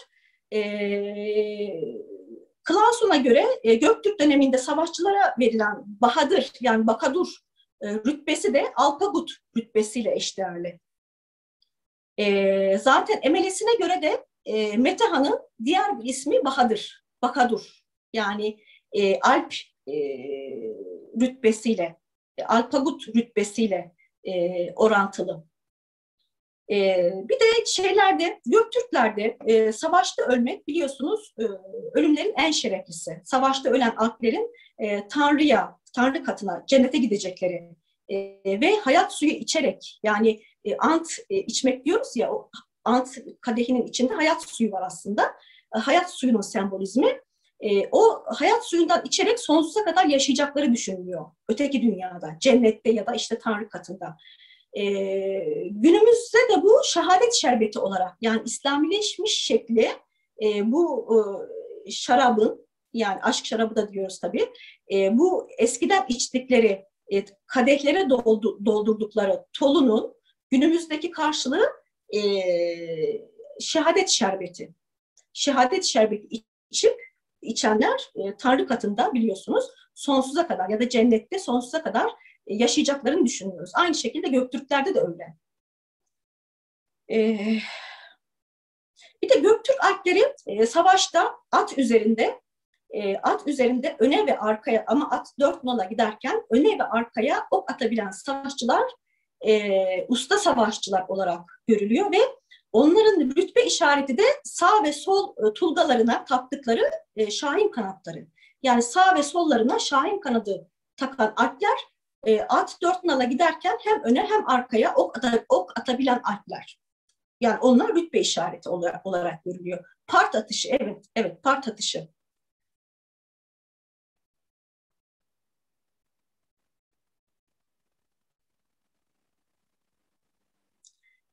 Erginlenmek kavramından bahsetmek istiyorum. Yine askerlikle alakalı kavramlar. MLS'ine göre er kelimesi erkek anlamının dışında bir de bir rütbeye karşılık geliyor. Biliyorsunuz er kökünden erkek, eren, ergen, erginlenmek, bunların hepsi eski erkek erginlenme ritüellerine, törenlerine bağlı kavramlar. Şimdi Hunlarda ve Göktürklerde er olmak için, yani erkek, gerçek anlamda erkek olmak için ve savaşa katılmak için 14 yaşını doldurmak gerekiyor ve bir avda başarı sağlaması gerekiyor. Bir ava gittiği zaman bir hayvan avlaması, başarıyla bir hayvan avlaması gerekiyor ya da bir güreşte rakibini yenmesi gerekiyor.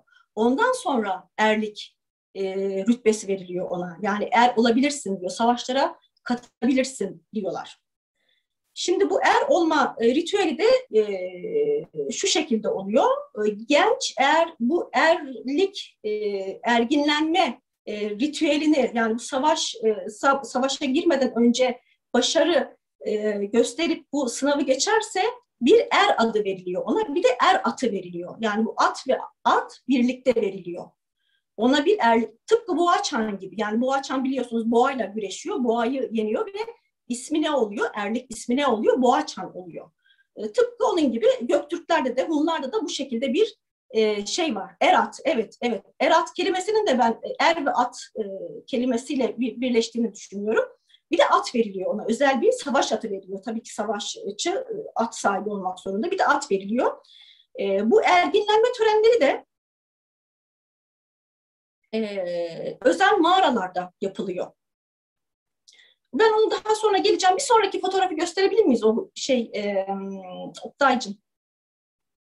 Burada bakın bir şey var, resim var. Bu bir anlaşma sahnesi. Metehan'la bir Çin hükümdarını sembolize ediyor. Karşılıklı kadeh tokuşturuyorlar ve içki içiyorlar. Antlaşma yapıyorlar. Yani barış antlaşması yapıyorlar. Bu antlaşmayı yaparken de kılıç ve ok üzerine yemin ederek bu anlaşmayı yapıyorlar. Bir sonraki fotoğrafı gösterebilir miyiz Oktay'cığım? Burada erlikle alakalı, yani askerlikle alakalı objeler görünüyor aslında. Sol tarafta bir Türk alpinin saçları, hani dedik ya öldükten sonra saçları kesiliyor alpin. Alpin de saçları kesiliyor çünkü gücün ve ruhun saçta olduğu düşünülüyor. O alpin öldükten sonra ruhunun kendilerini rahatsız etmesinden korktukları için insanlar saçlarını bu şekilde kesiyorlar ve mezarına koyuyorlar. Yine ortada bakın sağ eliyle bir kadeh var, sol eliyle de erlik kemerini ya da kılıcını tutuyor. Bu balbal dediğimiz insan biçimli taşlar aslında savaşta ölen alplerin mezar taşlarıdır. Yani onların şerefli bir asker olarak öldüklerini ifade eder. Sağda görülen ant kadehi, bizim hani ayran tası dediğimiz taslara çok benzer. Bunlar gümüşten ve altından oluyor. Tam altında da erlik küpeleri var bakın. Bu da özel küpeler. Anlatacağım şimdi. Bir de kemerleri var. Bakın bunlar aşağıya doğru sarkmış, tokaları aşağıya doğru sarkmış kemerler. Bu tokalara toku adı veriliyor. Bu tokuların her biri bir rütbe işareti. Yani savaşta her başarıdan sonra bir rütbe işareti olarak bir toku alıyor bu şekilde kemerine. Bir sonraki fotoğrafı gösterebilir miyiz? Oktay'cığım. Bu Macar bir ressama ait. Burada savaşa gitmeden önce ya da savaştan sonra ant içmek için bir kadehin içine, bir tasın içine kendi kanlarını damlatıyorlar. Tabii içki de var. Ondan sonra bu içkiyi içiyorlar ve barış anlaşması imzalıyorlar bu şekilde. Bir sonraki fotoğrafı gösterebilir miyiz? Burada şey tasvir edilmiş, Cengiz Han'ın torunlarına kurban kanı sürüyor. Burada bakın torunları bir şey avlamış, tavşan avlamış ve bu avın sonucunda bir basamak atlamışlar, bir kademe atlamışlar ve bir anlamda er olmuşlar. Yani çocuklar ama bir başarı gösteriyorlar burada ve o kurban kanını avuçlarının içine sürüyor. Hani eli kanlı deriz ya, Cengiz Han'ın da eli kanlı doğduğu söylenir. Elinde bir kan pıhtısıyla doğduğu söylenir. Eli kanlı deyimi buradan gelir. Yani çok kan dökecek, çok iyi savaşçı olacak şeklinde.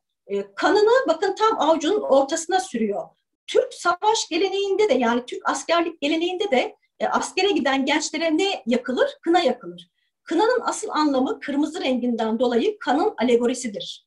Yani kurban olmak, kurban etmek, savaşta eli kanlı olmak anlamındadır bu da. Yani kınanın da geçmişi vardır aslında. Biraz şekil değiştirmiştir. Önce kurban kanıyla başlamıştır. Daha sonra kına yakılarak gönderilmiştir Türk gençleri askere. Bir de bir sonraki fotoğrafı gösterebilir miyiz? Evet, burada Hun'du galiba. Evet, Hun. Burada bir Akhun kanını görüyoruz, küpeli. Küpe çok önemli bir sembol. Askerlikle alakalı bir sembol. Türklerin erginlenme ritüellerinden, askerlerin özür dilerim, erginlenme ritüellerinden bir tanesi de ata mağarasında kulaklarının delinerek küpe takılması. 14 yaşında erkek oluyorlar, ergen oluyorlar Türk gençleri, Göktürkler zamanında ve Hunlar zamanında ve ata mağaralarında erkek inisiyasyon, erkek ergenlenme ritüelleri düzenleniyor burada. Ve kulakları delinerek küpe takılıyor. Ve kulakları delinirken bu genç ergene ata sırları, ataların isimleri, boy isimleri, mitolojileri, kendi mitolojileri fısıldanarak anlatılıyor ve kulağına küpe takılıyor. Kulağına küpe olsun deyimi de buradan geliyor. Yani bu söylediğimiz şeyler senin atalarının sırlarıdır. Kulağına küpe olsun, bunları unutma anlamında. Ya da kulağı delik deriz mesela. Kulağı delik. Kulağı delik bütün sırları bilen, soy sırlarını, evet kulağı delik, soy sırlarını, soy mitlerini bilen insanlara kulağı delik deriz. Hani her şeyi bilen insanlara. Bir sonraki fotoğrafı gösterebilir miyiz Oktay'cığım? Burada yine bir Göktürk Alp'i görüyoruz burada. Yine bu savaşta ölmüş bir Alp sanıyorum. Evet, her şeyi bilen, her şeyi duyan anlamında. Burada da yine küpeli. Göktürk Alpleri uzun örgülü saçlı ve küpeli görüyorsunuz. Küpe önemli bir sembol. Bir sonraki fotoğrafı gösterebilir miyiz? Burada da yine Alplerin taktıkları küpelerden örnekler bakın. Yarı değerli taşlarla inci, işte lapis var galiba ya da ametist var ve altın. Tam bir göçebe aslında küpesi bu. Bunlar Göktürk Alplerinin savaşçılarının askerlik alametleri, yani erlik alametleri bunlar aslında. Şimdi bir de subay kavramından bahsetmek istiyorum. Subay, sübaşı, sübaş. Subay ismi sü ve bay kelimesinin birleşiminden oluşuyor biliyorsunuz. Sü kelimesi asker anlamına geliyor. Sibirya'daki bir mezar taşında sübaşı ifadesi zaten yazılmış şekilde tespit edilmiş. Karahanlılarda da bu devam ediyor. Sübaşı askerbaşı anlamında. Yani bugünkü subay kelimesinin eski şekli. Zaten şeylerde de Osmanlı döneminde de subaşının kökeni oradan geliyor. Evet, İslam'da yok küpe, uzun saç, küpeli, uzun saçlı gençlerimize kızmayalım.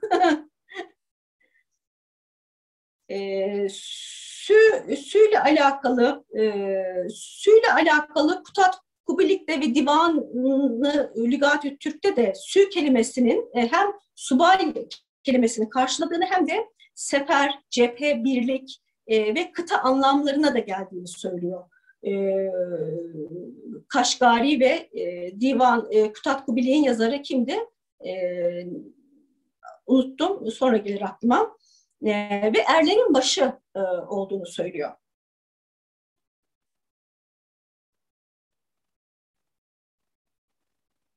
Yusuf Has Hacı, evet Züleyha'cığım.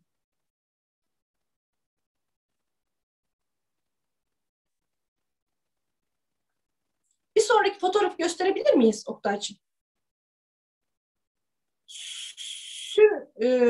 Süvari kelimesi de Farsça olarak biliniyor ama biliyorsunuz hani kelimelerin kökenleri çok karışık. Yani Türkçe ile karışmış bir Farsça da olabilir. Ben süvari kelimesinin de hani suyla bağlantılı, yani subayla bağlantılı olduğunu düşünüyorum.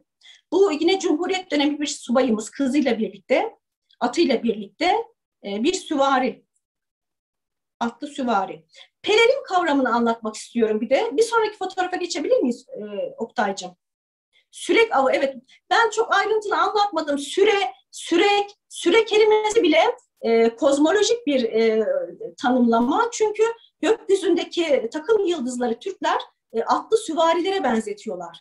Ve süre kelimesinin de, yani zaman kavramının da sürmekten, yani at sürmekten geldiği söyleniyor. Makalem var, ben bunu paylaşmıştım ama çok ayrıntıya girip hani sıkmak istemiyorum sizi. Şimdi burada şeyleri görüyoruz. Akun Bey'i ve hanımını görüyoruz. Akun onu bilmiyorum. Bu sol taraftaki Akun Kağan'ı, sağ taraftaki de hanımı. Bakın hanımında bir pelerin var. Pelerin çok önemli bir sembol. Bunu Göktürkler, Göktürk Alpleri çok kullanıyorlar ve zaten Cumhuriyet'ten sonra da Atatürk biliyorsunuz Chanel'e, Coco Chanel'e sanıyorum, yaptırdığı, dizayn ettirdiği subay üniformaların üzerindeki o gördüğünüz pelerinler de bu gelenekten geliyor diye düşünüyorum ben. Pelerin çok önemli. Bir sonraki fotoğrafı gösterebilir miyiz? Burada da Tibet manastırında, Budist manastırında ibadet eden Budist Göktürk beylerini görüyorsunuz. Göktürk alplerini görüyorsunuz. Ellerini şu şekilde yapmışlar. İbadet ediyorlar. Freskler bunlar. Tibet'te Ladak bölgesinde, yani Uygurların da söz sahibi olduğu bir bölge burası. Ladak bölgesindeki bir manastırda çizilmiş Göktürk alplerini görüyorsunuz. Hepsinin omuzlarında bir şey var, pelerin var. Pelerinliler. Uzun örgülü saçlarından zaten biz onları tanıyoruz, biliyorsunuz Göktürkleri. Bir sonraki fotoğrafı gösterebilir miyiz Oktay'cığım? Bakın burada da Göktürk alpleri, hepsi pelerinle. Yani tıpkı günümüzde ya da günümüzde kullanılmıyor tabii de Cumhuriyet'ten sonra Atatürk'ümüzün dizayn ettirdiği, Coco Chanel'e dizayn ettirdiği pelerinler gibi Türk subayları burada da pelerinle. Anlamını bilmiyorum, bir anlamı mutlaka vardır ama mitolojik anlamı. Yani araştırdığım, okuduğum kaynaklarda pelerinin hani mitolojik bir anlamı var mı onu bilmiyorum. Bir sonraki fotoğrafı gösterebilir miyiz? Evet, atamızın da var. Evet. Burada da yine bir Göktürk Alpi var. Bakın sağ elinde tesbih var. Tesbih aslında Budist kültürden İslam'a geçmiştir. Sol elinde bir çiçek tutar. Elde çiçek tutma ikonografisi Türk ikonografisidir. Türklere ait bir sembolizmdir. Büyük yakalı kaftanı var, yine pelerinle. Başının etrafında da bir Budist hale var. Bir sonraki fotoğrafı gösterebilir miyiz Oktay'cığım? Burada da bir pelerinli Türk subayı. Yani Cumhuriyet'in ilk yılları bunlar. Atamızın Coco Chanel'le yaptırdığı, dizaynını yaptırdığı, çizdirdiği subay üniforması. Çok şık. Bir de kur kelimesinden bahsetmek istiyorum. Şimdi Göktürk Alpleri erginlendikten sonra, yani ata mağarasında erginlendikten sonra kılıç ve kemer kuşanıyorlar. Kılıç ve kemer kuşandıktan sonra er oluyorlar. Yani savaşa katılıyorlar. Kur kuşanmak buradan geliyor. Kur kemer anlamına geliyor. Kur kelimesi çok önemli. Çünkü günümüzdeki askeri terimler kurmay kelimesi, genel kurmay kelimesi, bunların hepsi rütbeli askerlerin oluşturduğu şeyleri ifade ediyor. Yani kur kuşanan, kemer kuşanan alpler yüksek rütbeye ulaşıyor. Kurmay albay dediğimiz zaman ya da kurmay subay dediğimiz zaman üst rütbeli akademisyen subayları anlıyoruz. Yani çok iyi eğitim görmüş subaylara biz kurmay rütbesini veriyoruz. Eskiden de Göktürklerde de bu rütbe kur kuşanarak, yani kemer kuşanarak veriliyordu. Kur kuşanmış subaylar üstün rütbeli subaylardı.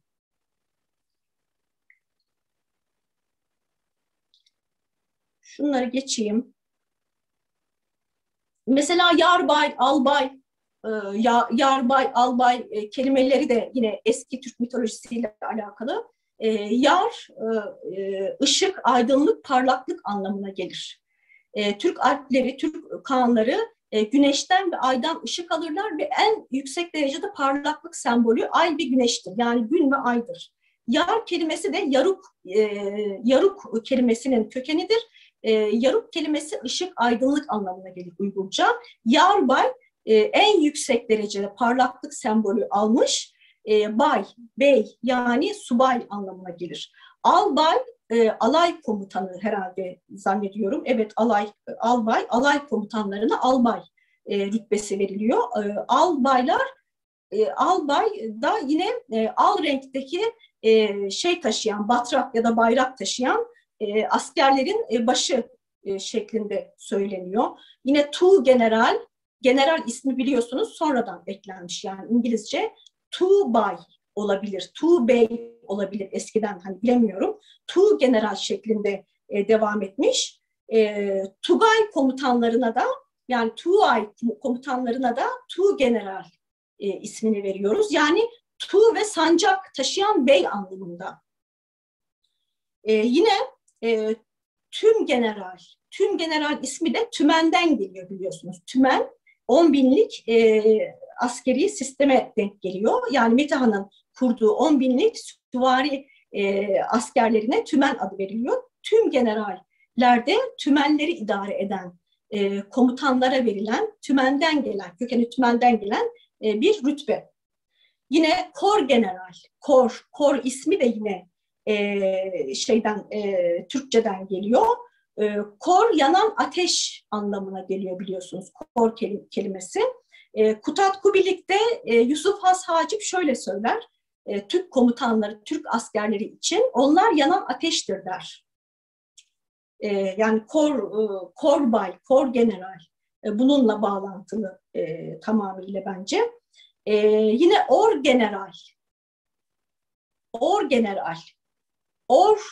general, general tabii ki İngilizce, fakat kelimesi Türkçe. Kelimesi daha önce de belirttiğim gibi ordu komutanı. Ordu komutanına biz ne diyoruz? General diyoruz. En büyük. Çünkü kelimesi hem orduyu karşılıyor hem büyük kelimesini, orta kelimesini karşılıyor. O yüzden general diyoruz ordu komutanlarına. General ismini veriyoruz. En son fotoğrafı gösterebilir miyiz Oktay'cığım? Şöyle bitirmek istiyorum. Dinlediğiniz için, sabrettiğiniz için çok teşekkür ediyorum.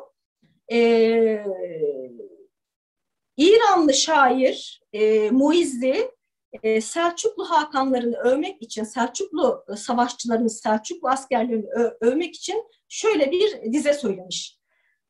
Türkler şarap kadehini tutarken sülün gibi, demek ki şarap içiyorlarmış. Türkler şarap kadehini tutarken sülün gibi, kılıç ve mızrak tuttuklarında ise aslan gibidirler. Savaşta cehennem ateşinden daha kızgın yanarlar. Cennetin hurilerinden çok kurultay için uygundurlar. Yani İranlı şair Selçuklu Hakanlarını, Selçuklu Alplerini övmek için böyle bir dörtlük söylemiş. Dinlediğiniz için çok teşekkür ediyorum.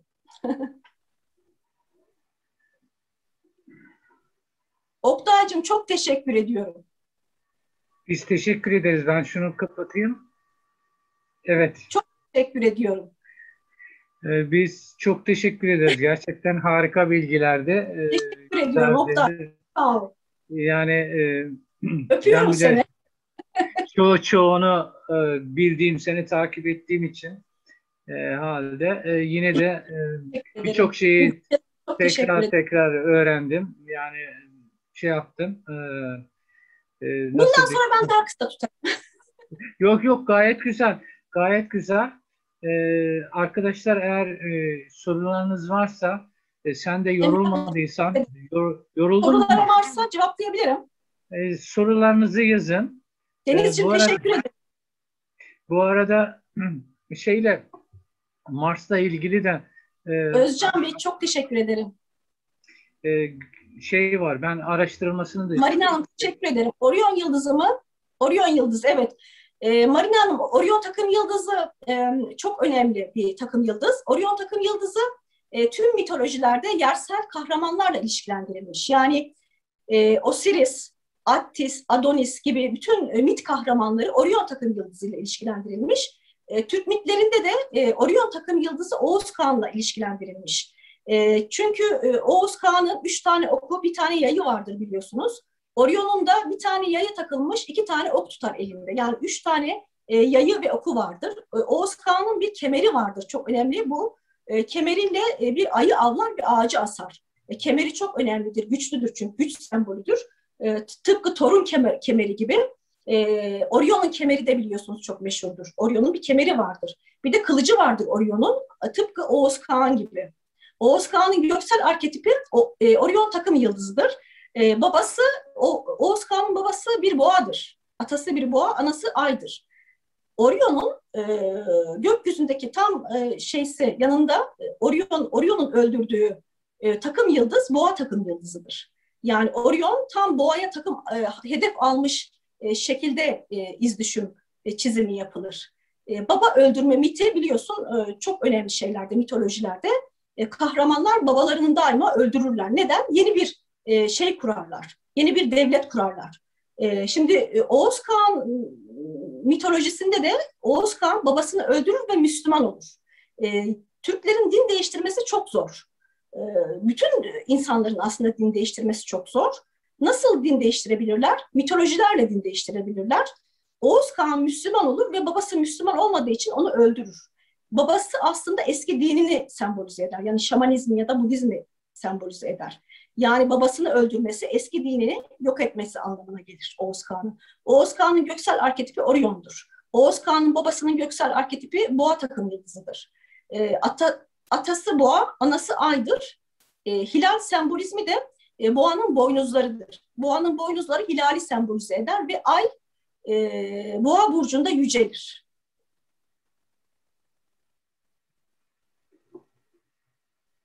Evet, bir soru var. Erlik ritüeli niçin ata mağarada yapılıyor demiş Ne Süleyha. ritüeli? Erlik. Erlik. Çünkü mağaralar özel doğum yerleridir. Hani dedik ya Ergenekon destanında Türkler, Göktürkler bir devlet kurmak için nereden çıkıyorlar? Ergenekon destanında bir mağaradan çıkıyorlar. Yani dağdan çıkıyorlar. Dağın içleri, mağaralar ana rahmini sembolize eder. Yani yeniden doğuş yerleridir. O yüzden 14 yaşındaki gençler ata mağaralarında erginlenirler, er olurlar. Yani yeniden doğarlar.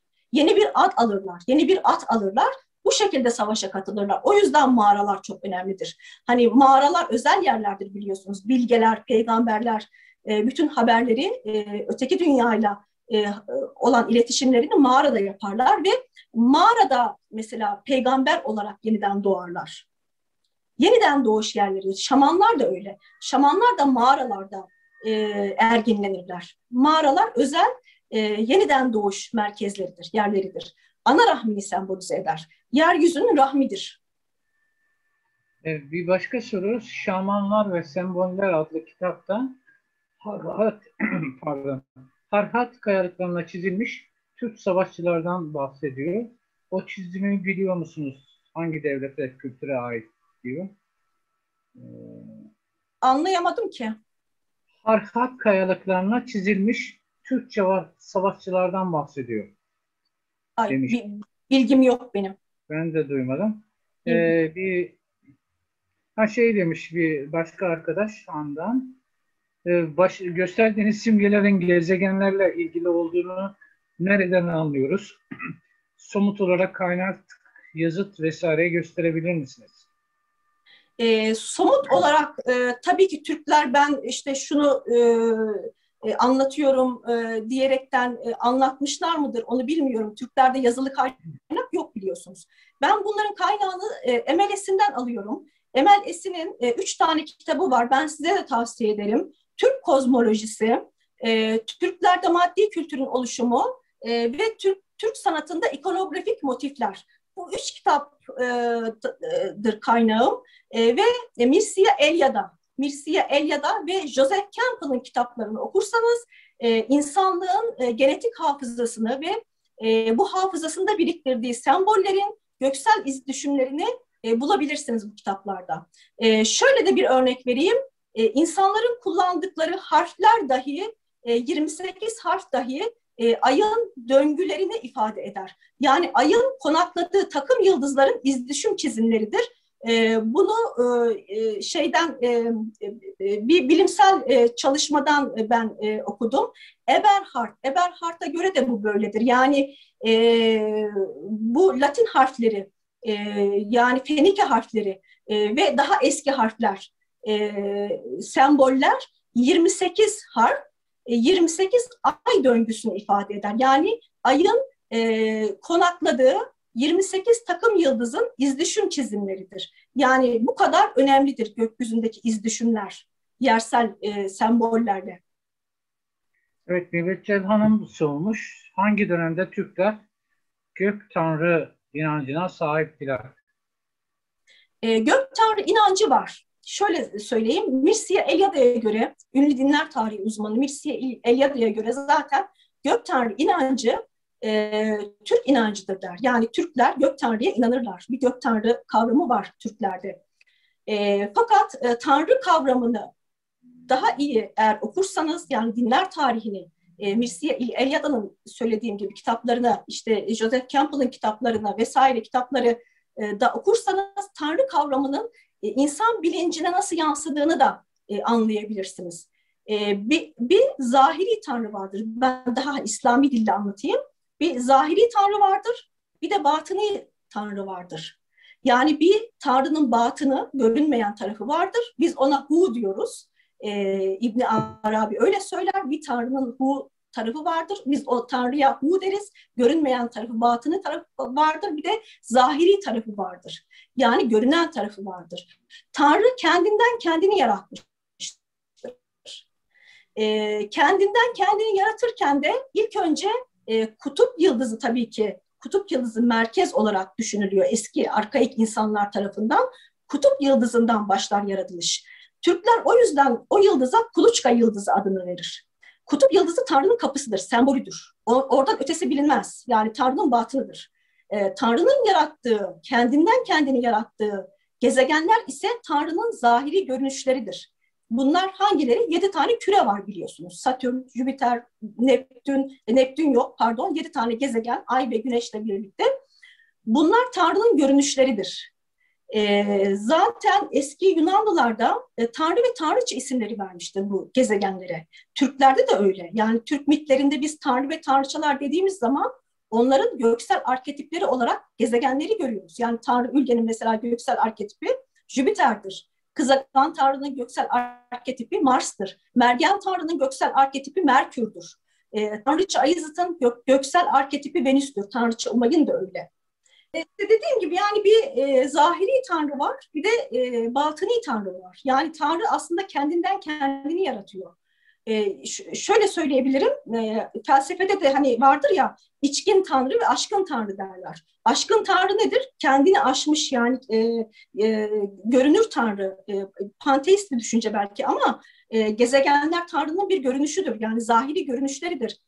Hani ister inanın ister inanmayın ama gezegenler bir şekilde insanları yönetir. Bu Sümer mitlerinde de böyledir. Mesela Sümer mitlerinde de bir dingir kavramı vardır. Yani an ya da dingir derler. Tengri, dingir. Dingir bilinmez. Onun hiçbir tasviri yoktur Sümer mitlerinde. Hiçbir tasvirini göremezsiniz. O Tanrı'nın batını yönelir.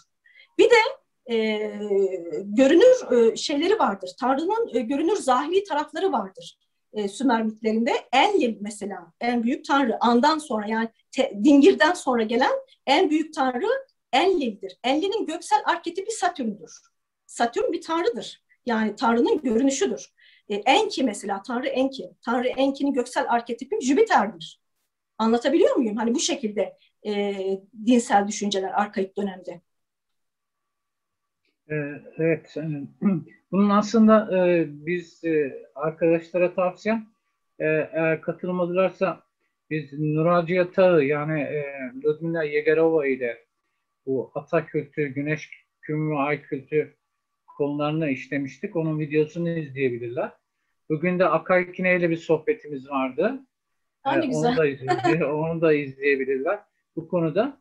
Bir de ben katkı olsun diye bugün de bahsettim işte Akarki'nin açılış konuşmasında. Bu Sümerler'de senin de söylediğin gibi tek tanrı, gök tanrı inancı var. Ve bilinen işte en büyüklerden bir tanesi Akhenaton. Mısır'da tek tanrı Akhenaton tek tanrı, evet, Ra, e, güneş tanrı. e, Hı. Aton'u diline getiriyor. O da bir Evet, evet. Hiksos'tur. Yani Türklerle Türk soyludur daha doğrusu. Aynı kökten gelen insanlardır. Burada da gök tanrı inancı olduğunu yazılı olarak görebiliyoruz. Yani Evet. gök tanrı inancı güneş kültünden sonra, tarıma başladıktan sonra yaklaşık 4-5 bin yıldır. Südur, evet, Mübeccelanın. Evet. Südur. Şimdi başka soru var mı? Dur. Küpe sağ kulağıma takılıyor demiş Abdullah Her Bey. iki kulak. Her iki kulak. Her Her iki iki kulağı. kulak da görüyoruz. İki kulakları da delik. Evet. Tamam, ben teşekkür ederim. Südur, evet. Yani o mantığı iyi bilmek lazım. Abdullah Bey, ben teşekkür ederim. Başka Kazım Müşan demiş. Türklerin ben bunu bilmiyorum. Türklerin uzaydan geldiğini mi söylüyor Kazım Müşan? Kazım Mirşan'ın ben hani kitaplarını okumadım, bilmiyorum ama Yok uzaylı ben havaları öyle bir insanların şey demiyor yani. gezegenleri anlam yüklemesi. Yok yani Kazım Müşan'ın öyle bir Bilmiyorum. şey dediğini hatırlamıyorum ben. Öyle bir şey söylemiyor. Bir de şey var yani bu uzaylı gerçekten çok sıkıcı bir konu. Bir kez daha uyarıyorum. Çünkü arkadaşlar şu yanlışı yapıyorlar. İşte bu bizim tarihimizdeki atalarımızın uzaydan gelenlere söylüyorlar. Bu çok yanlıştır. Bu aynı Çanakkale Savaşı'nı evliyalar kazandı demek gibi bir şeydir. Yani Türkleri küçültmektir. Türkler atı evcilleştirmiş. Yani demiri dövmüş. Teknolojiyle bir yere, akılla bir yerlere gelmiş insanlar. Bilimle bir yerlere gelmiş insanlar. Oktay'cığım, sen şeysin, yani arkeolog ve e, arkeolog kökenin var mı senin? Yok yok, arkeolog kökenim yok. Ben Nasıl rehberim, biliyorsun? Zahi, araştırmacıyım. Zahi Ee, havası biliyorsun. evet, Zahi havası biliyorsun değil mi? evet, evet. Buyurun. Mısır arkeolog Zahi Havas. Hani Mısır piramitlerini sürekli işte uzaylılar yaptı, cinler yaptı, şeytanlar yaptı. Sürekli böyle bir şey var, furya var Batı basınında. O da şöyle söyler Batı'ya, yani bu Mısır halkına hakarettir der. Gerçekten doğru söylüyor. Yani bunu Mısır halkı yaptıysa eğer, Batılılar aşağılıyorlar bu insanları ve bunlar işte uzaylılar yaptı diyorlar. Çünkü ona diyor ki bunlar hiçbir şey yapamaz. Aynen, Aynı sen şeyi sen Arapsın, sen işte Mısırlısın. Senin gibi insanlar nasıl yapar bunu? Batı bunun kıskançlığını yaşıyor bence. O yüzden de işte bunları bu insanlar nasıl yapar? Bunları uzaylılar yaptı, şunlar yaptı, bunlar yaptı deniyor. Zahi Havas da onlara böyle cevap veriyor. Yani bu insanlara siz bizim tarihimize hakaret ediyorsunuz diyor. tabii yani çünkü şu var senin söylediklerinde de işte Zülfikar Kılıç'ın oraya gitmesi diğer şeyler. Şimdi oradaki şu olayı bilmek lazım. O bölge o bölge Kuşanların eski bölgeleri yani Kuşan Evet, dediğimiz Türk soylular insanlar. Kuşanlar şeyden Yemen'den yani Roma döneminde de hala etkin olarak gelmiş insanlar. Yani oradaki kılıçlar diğer şeyler de muhtemelen Kuşanlardan elde edilmiş olsa gerek diye düşünüyorum. Yani şimdi Belesin, bunları bilmeden işte biz şunu anlayamayız. Yani Zülfikar nasıl gitmiş oraya ya Türklerin kılıcı nasıl gitmiş oraya diye anlayamayız veya Arap atı diye çıkarız ortaya. O atın oraya nasıl geldiğini bilmeyiz. Bu da bizim o yüzden lütfen arkadaşlar şu uzay, onları başka yerlerde konuşalım. Çünkü yani Türk tarihi gerçekten atalarımız Aynı bizim Atatürk gibidir. Yani nasıl etli, canlı, kanlı ama nedir? Aklı kullanmıştır, bilimi kullanmıştır, çağdaşlardır ve hepsini teknolojiyle yapmışlardır. Yani akılla, bilimle, teknolojiyle süper devletler kurmuşlardır. Ne zaman akıldan, bilimden uzaklaşmışlar, işte o zaman başkalarının esiri olmuşlardır. Başkalarının peşinden gitmişlerdir maalesef. Evet, başka soru var mı arkadaşlar? Ee,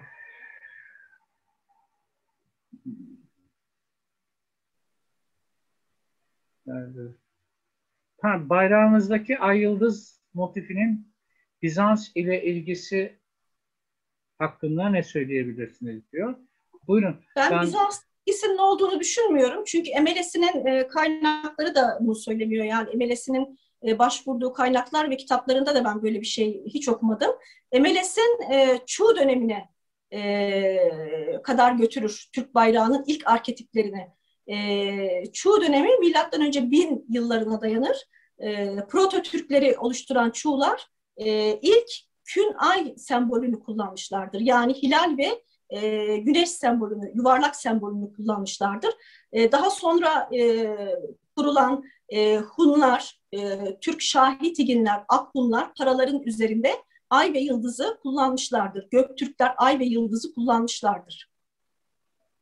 evet, daha da eskisi var. Şimdi bizim Kün ve Ay'dan yani ilk gördüğümüz Sümerler'de var. Daha öncesi var. Orada da var. Evet. Sibir'de var. Sen de orada çok güzel bir konuya temas ettin. Bu Erzincan'daki Mama Hatun. neydi? Evet. Mama Mama Hatun. Hatun. Mama Hatun Beş yıldız. türbesinde bir piktogram vardı. 5 yıldız. Beş uçlu O yıldız. Evet. aslında Pentagram. anayı temsil eder. Ana Pentagram. da şeydir. Güneştir. Bizdeki ana güneştir. Yani orada künün yerine 5 yıldız nasıl şimdi Beş uçlu yıldız. beş, Oktay'cığım. Beş uçlu yıldız. beşgen yıldız. Beş uçlu yıldız pentagram olarak biliniyor ve Venüs'ü sembolize ediyor. Venüs her 8 yılda bir 5 kez bir burçta kavuşum yapar. Bu kavuşum yaptığı Güneş'le kavuşum yapar. Bu kavuşum yaptığı noktaları birleştirdiğimiz zaman 5 kez yaptığı için bu kavuşum noktaları birleştiği zaman bu 5 uçlu yıldız ortaya çıkar. Bu Venüs'ün sembolüdür. Bu 5 uçlu yıldızın işte tek ucunun yukarıya dönük olması savaş yıldızı olduğunu ifade eder. 2 ucunun yukarıya bakması aşk tanrıçası olduğunu ifade eder. Bu da yine astrolojik bir şeydir, semboldür. Evet, orada zaten şimdi ay var, hilal dediğimiz ayça. Hilal, Onun içindeki boğanın boynuzlarıdır aslında. evet, Yani evet. Aynısı onun yerdeki şeyi. Onun içindeki de Tengri dediğimiz yani 4 yönü işaret eder ve güneş künü ifade eder.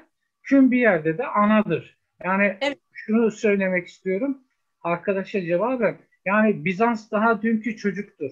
Kün ve ayı bizdeki kün ve ay kültü işte Nural Cihan'ın bahsetmişti. Kün kültü avcı toplumuna gider. E, ay kültü, gün kültü de tarım toplumuna gider. Yani yaklaşık 10-15 bin yıl öncesinden bahsediyoruz.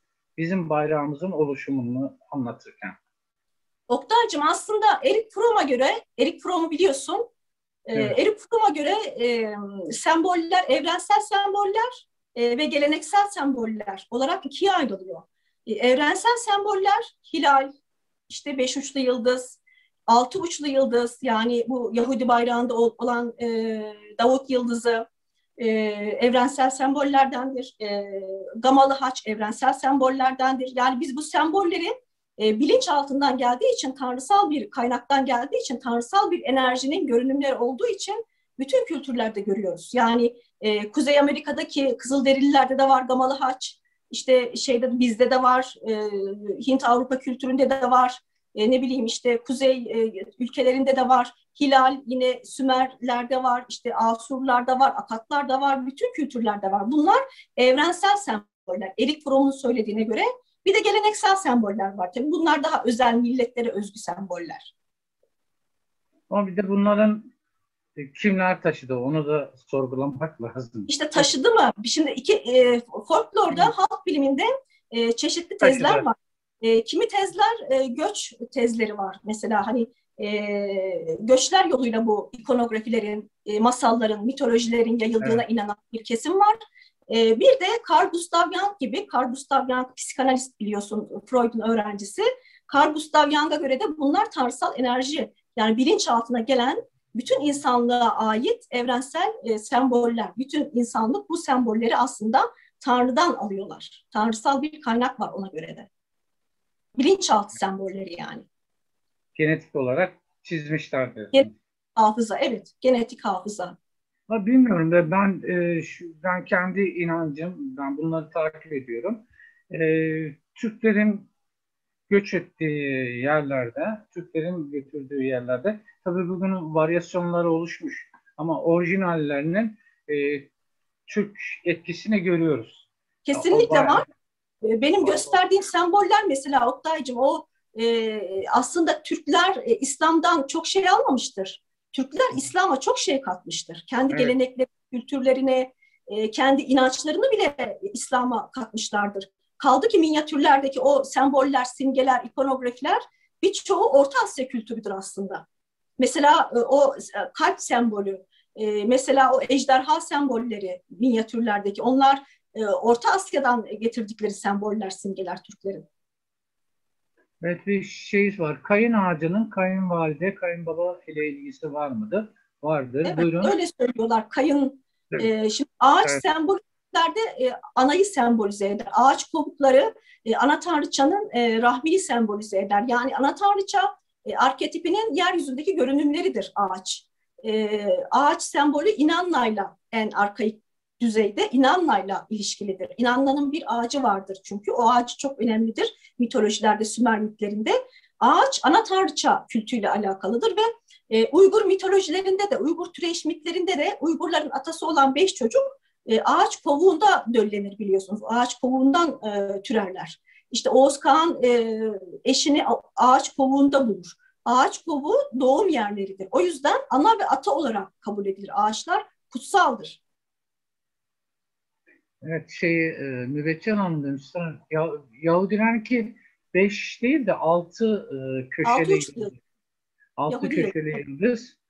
Şimdi O altı da köşeli yıldız, Oktay'cığım altı köşeli yıldız, Mübeccel Hanım altı köşeli yıldız, heksagram olarak bilinen yıldız. Davut yıldızı, Süleyman yıldızı dinlere göre ismi değişen ve dinsel atalara anlam yüklenen bir yıldız. Yani Davut yıldızı deniyor. İşte hani Yahudi peygamberlere atfen altı uçlu yıldız. Fakat milattan önce 2. yüzyılda Noin Ulak kurganı var. Noin Ulak kurganı bizim atalarımızın kurganı. Yani Hunların kurganı, Hiyukluların kurganı. Bu kurganı kazdıklarında Çinliler, bunu hani akademik bilimsel kaynaklarda da bulabilirsiniz. Hunların yazı karakterlerinden bir tanesidir altı uçlu yıldız. Yani Hun karakterlerinden bir tanesidir. Geçmişi çok eskiye dayanır. Milattan önce 2. yüzyıla dayanır ki bu bulduğumuz belgeler, hani bulmadığımız belgelerde de daha evvelki yıllara gidiyordu belki de. evet, bu daha önce de biz Rica bahsettik. Erkekle kadının cinsel birleşmesini anlatan simgeler çok eski bir Öyle semboldür. diyorlar. Evet, yani bir anlamda yin yang sembolüdür diyorlar. Aşağıya bakan üçgen işte kadını ifade eder. Ucu yukarıya dönük üçgen erkeği, Erkeğe, eril ögeyi sembolize eder. Bir sürü anlam yüklenebilir. Türklerde de aslında ifade eder. Ülker takım yıldızını ifade eder. Bu ülker takım yıldızı yani Pleiades takım yıldızı yelken açma yıldızı olarak bilinir. Ve Barbaros'un sancağında biliyorsunuz bu altı uçlu yıldız vardır. Denizcilerin yıldızıdır bu. Yani Pleiades yıldızı, Ülker takım yıldızı denizcilerin yıldızıdır. O yıldız göründüğü zaman denize açılırlar. O yüzden yelken açma yıldızıdır bu. bizim mezarlarımızda da vardı. Hani Var. Karadeniz'de Yahudi diye kırdılar. Mezarlarımızda, sinirlerimizde, o sinirlerin üzerinde vardır bir sürü Evet, yemek evet. sinirlerin üzerinde Bakır vardır. sinirlerim. Evet. Camilerimizde vardır. Camilerimizin her tarafı heksagram, yani alt uçlu yıldız doludur. Murat Çevik sanırım soruyor. Ters pentagram satanizm simgesi olarak bilinir. O Ve yüzden diyorum. Evet. İşte evet. o yüzden diyorum. Yani pentagramın şekli önemli. Pentagram e, iki e, iki tarafı, iki yönü vardır pentagramın. Biri kötücül şeytani tarafı, biri iyicil tanrıça tarafı. Tek ucu yukarıya bakan pentagram şeytanı ifade eder. Yani kötücül tarafını, Venüs'ün kötücül tarafını ifade eder. İki ucu yukarıya bakan pentagram Venüs'ün iyicil tanrıça tarafını ifade eder. Doğru. Evet. Bir de şey var genelde son zamanlarda dizilerde, filmlerde, Batı Hollywood yapımlarında bu semboller farklı şekilde kullanılıyor, kötü anlamlarda kullanılıyor. Bunu bilmiyorum, bilinçli mi yapıyorlar yoksa ilgi çeksin diye mi böyle bir şey yapıyorlar? Bu da ayrı bir tartışma konusu. Valla ben etkilenmiyorum. İnsanlar etkileniyor mu bilmiyorum ama hani bu sembollerden, simgelerden çok huylanıyorlar insanlar. Hemen sanki haç sembolünü görünce Hristiyan olacakmışız gibi ya da işte bilmem ne sembolünü görünce bilmem ne olacakmışız gibi. Ben hiç etkilenmiyorum. Benim çünkü yani herkesin de öyle olması lazım. Hani atalarımızın mirasını bilip hani kökümüzün sağlam olması lazım. Ben hani o şekilde bir eğer şey de yapıyorlarsa hani bir 28. kare mi vardı, 29. kare mi vardı? 29. kareyi sadece çocuklar görüyordu. 28 kare var bir film şeridinde. 25. kare, evet Egehan, evet Egehan'cığım. Sayısı o şekilde herhalde. Bu 25. karede işte bir takım sembollerin, simgelerin verildiği çocuklara ve o çocukların bilinçaltına gönderme yapıldığı da söyleniyor. Bilemiyorum tabii ki, bu psikanalistlerin işi, yani bu gerçekten etkiliyor mu çocukları bilmiyorum. Bunu büyük insanlar göremiyorlar. Ya şey de zaten bizim haç diyoruz mesela, bu Türklerin simgesi. Bizim bu Aynen. eski mezarlarda da bol miktarda bulunabilir yani. Aynen. Daire içerisindeki haç sembolü Tanrı olarak okunan, tek başına Tanrı olarak okunan Göktürk runik harflerinden bir tanesidir. Tengri olarak okunur ve gökyüzünün ve yeryüzünün dört yönünü işaret eder. Daire şekli Tanrı'nın eril gökyüzü tarafını, artı sembolü ise Tanrı'nın dişil yeryüzü tarafını sembolize eder. Yeryüzünün dört yönünü ifade eder. Yani yine eril ve dişil Tanrı. Aslında biz bunu İslamiyet'te de görüyoruz Oktay'cığım. Bismillahirrahmanirrahim derken ne anlam ifade ediyor sana? Allah'ın Rahman ve adıyla. Rahman ve Rahim olan Rahim, Allah'ın değil mi? adıyla. Yani Evet. Tanrı'nın İslam'da da eril ve dişil tarafı var. Yani hem Rahim hem Rahman tarafı var. Çünkü bütün eski dinlerde bu var. Yani çünkü şeye göre, Mircea Eliade'ye göre, yine dinler tarihi uzmanı Mircea Eliade'ye göre Tanrı hem eril hem dişildir. Yani Tanrı'nın zıttı yoktur. Biz zıtları anlayabilmek için, yani biz güneşi ya da aydınlığı nasıl bilebilirdik karanlık olmasa, değil mi? Gece olmasa gündüzün kıymetini bilir miydik? Bilemezdik, gündüzü anlayamazdık.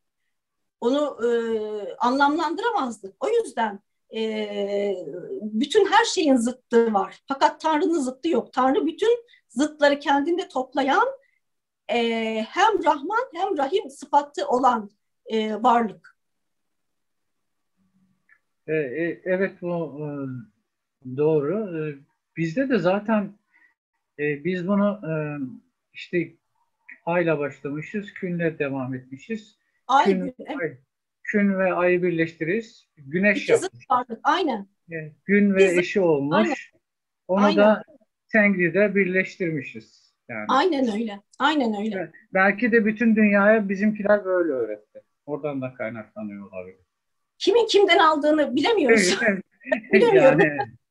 Yani ben tarihe bakınca işte Hiksoslara, Kuşanlara, Museviliğin oluşumuna, diğerlerine baktığım zaman bir takım şeyler anlayabiliyoruz. Tabii şimdi çıkıp da iddia ettiğimiz zaman herkesi Türk yapıyorsunuz diyorlar.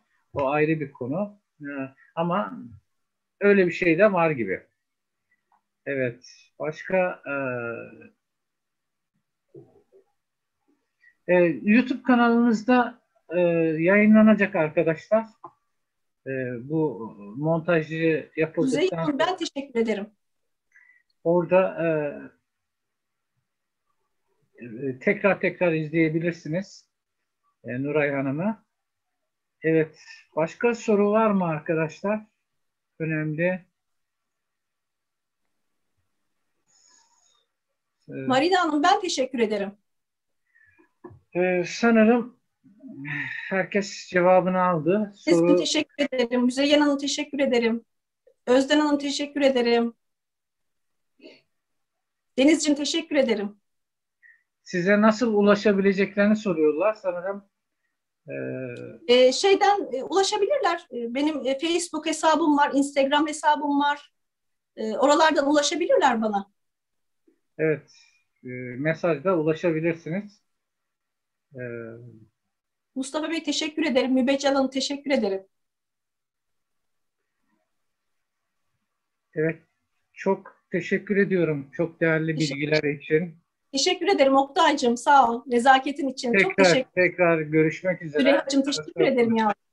Bir başka konuda tekrar görüşeceğiz. Memnuniyetle. Egehan teşekkür ederim yavrucuğum. Şimdi arkadaşlar... Özkan Bey teşekkür ederim. Mustafa Bey teşekkür ederim. Emrah'cığım teşekkür ederim. Yarın akşam Sergen Yasçanko'yla kaldığımız yerden devam edeceğiz. Evet. Geçen hafta çok uzamıştı. Sergey de yoruldu. Dedi önümüzdeki hafta. Teşekkür ederim. Yarın akşam Sergey Yasçenko'yla birlikte olacağız. Önümüzdeki cumartesi de Profesör Ali Hakar Bey ile Bozkır kültüründe kavram oluşumu, dil üzerine konuşacağız. Süper. Çok çok teşekkür ediyorum Nuray. Ben teşekkür ediyorum. Ağzına sağlık. Çok güzel bilgileri. Abdullah Bey teşekkür ederim. Görüşmek üzere. Teşekkür ederim. Sevgiler. Hoşça kalın.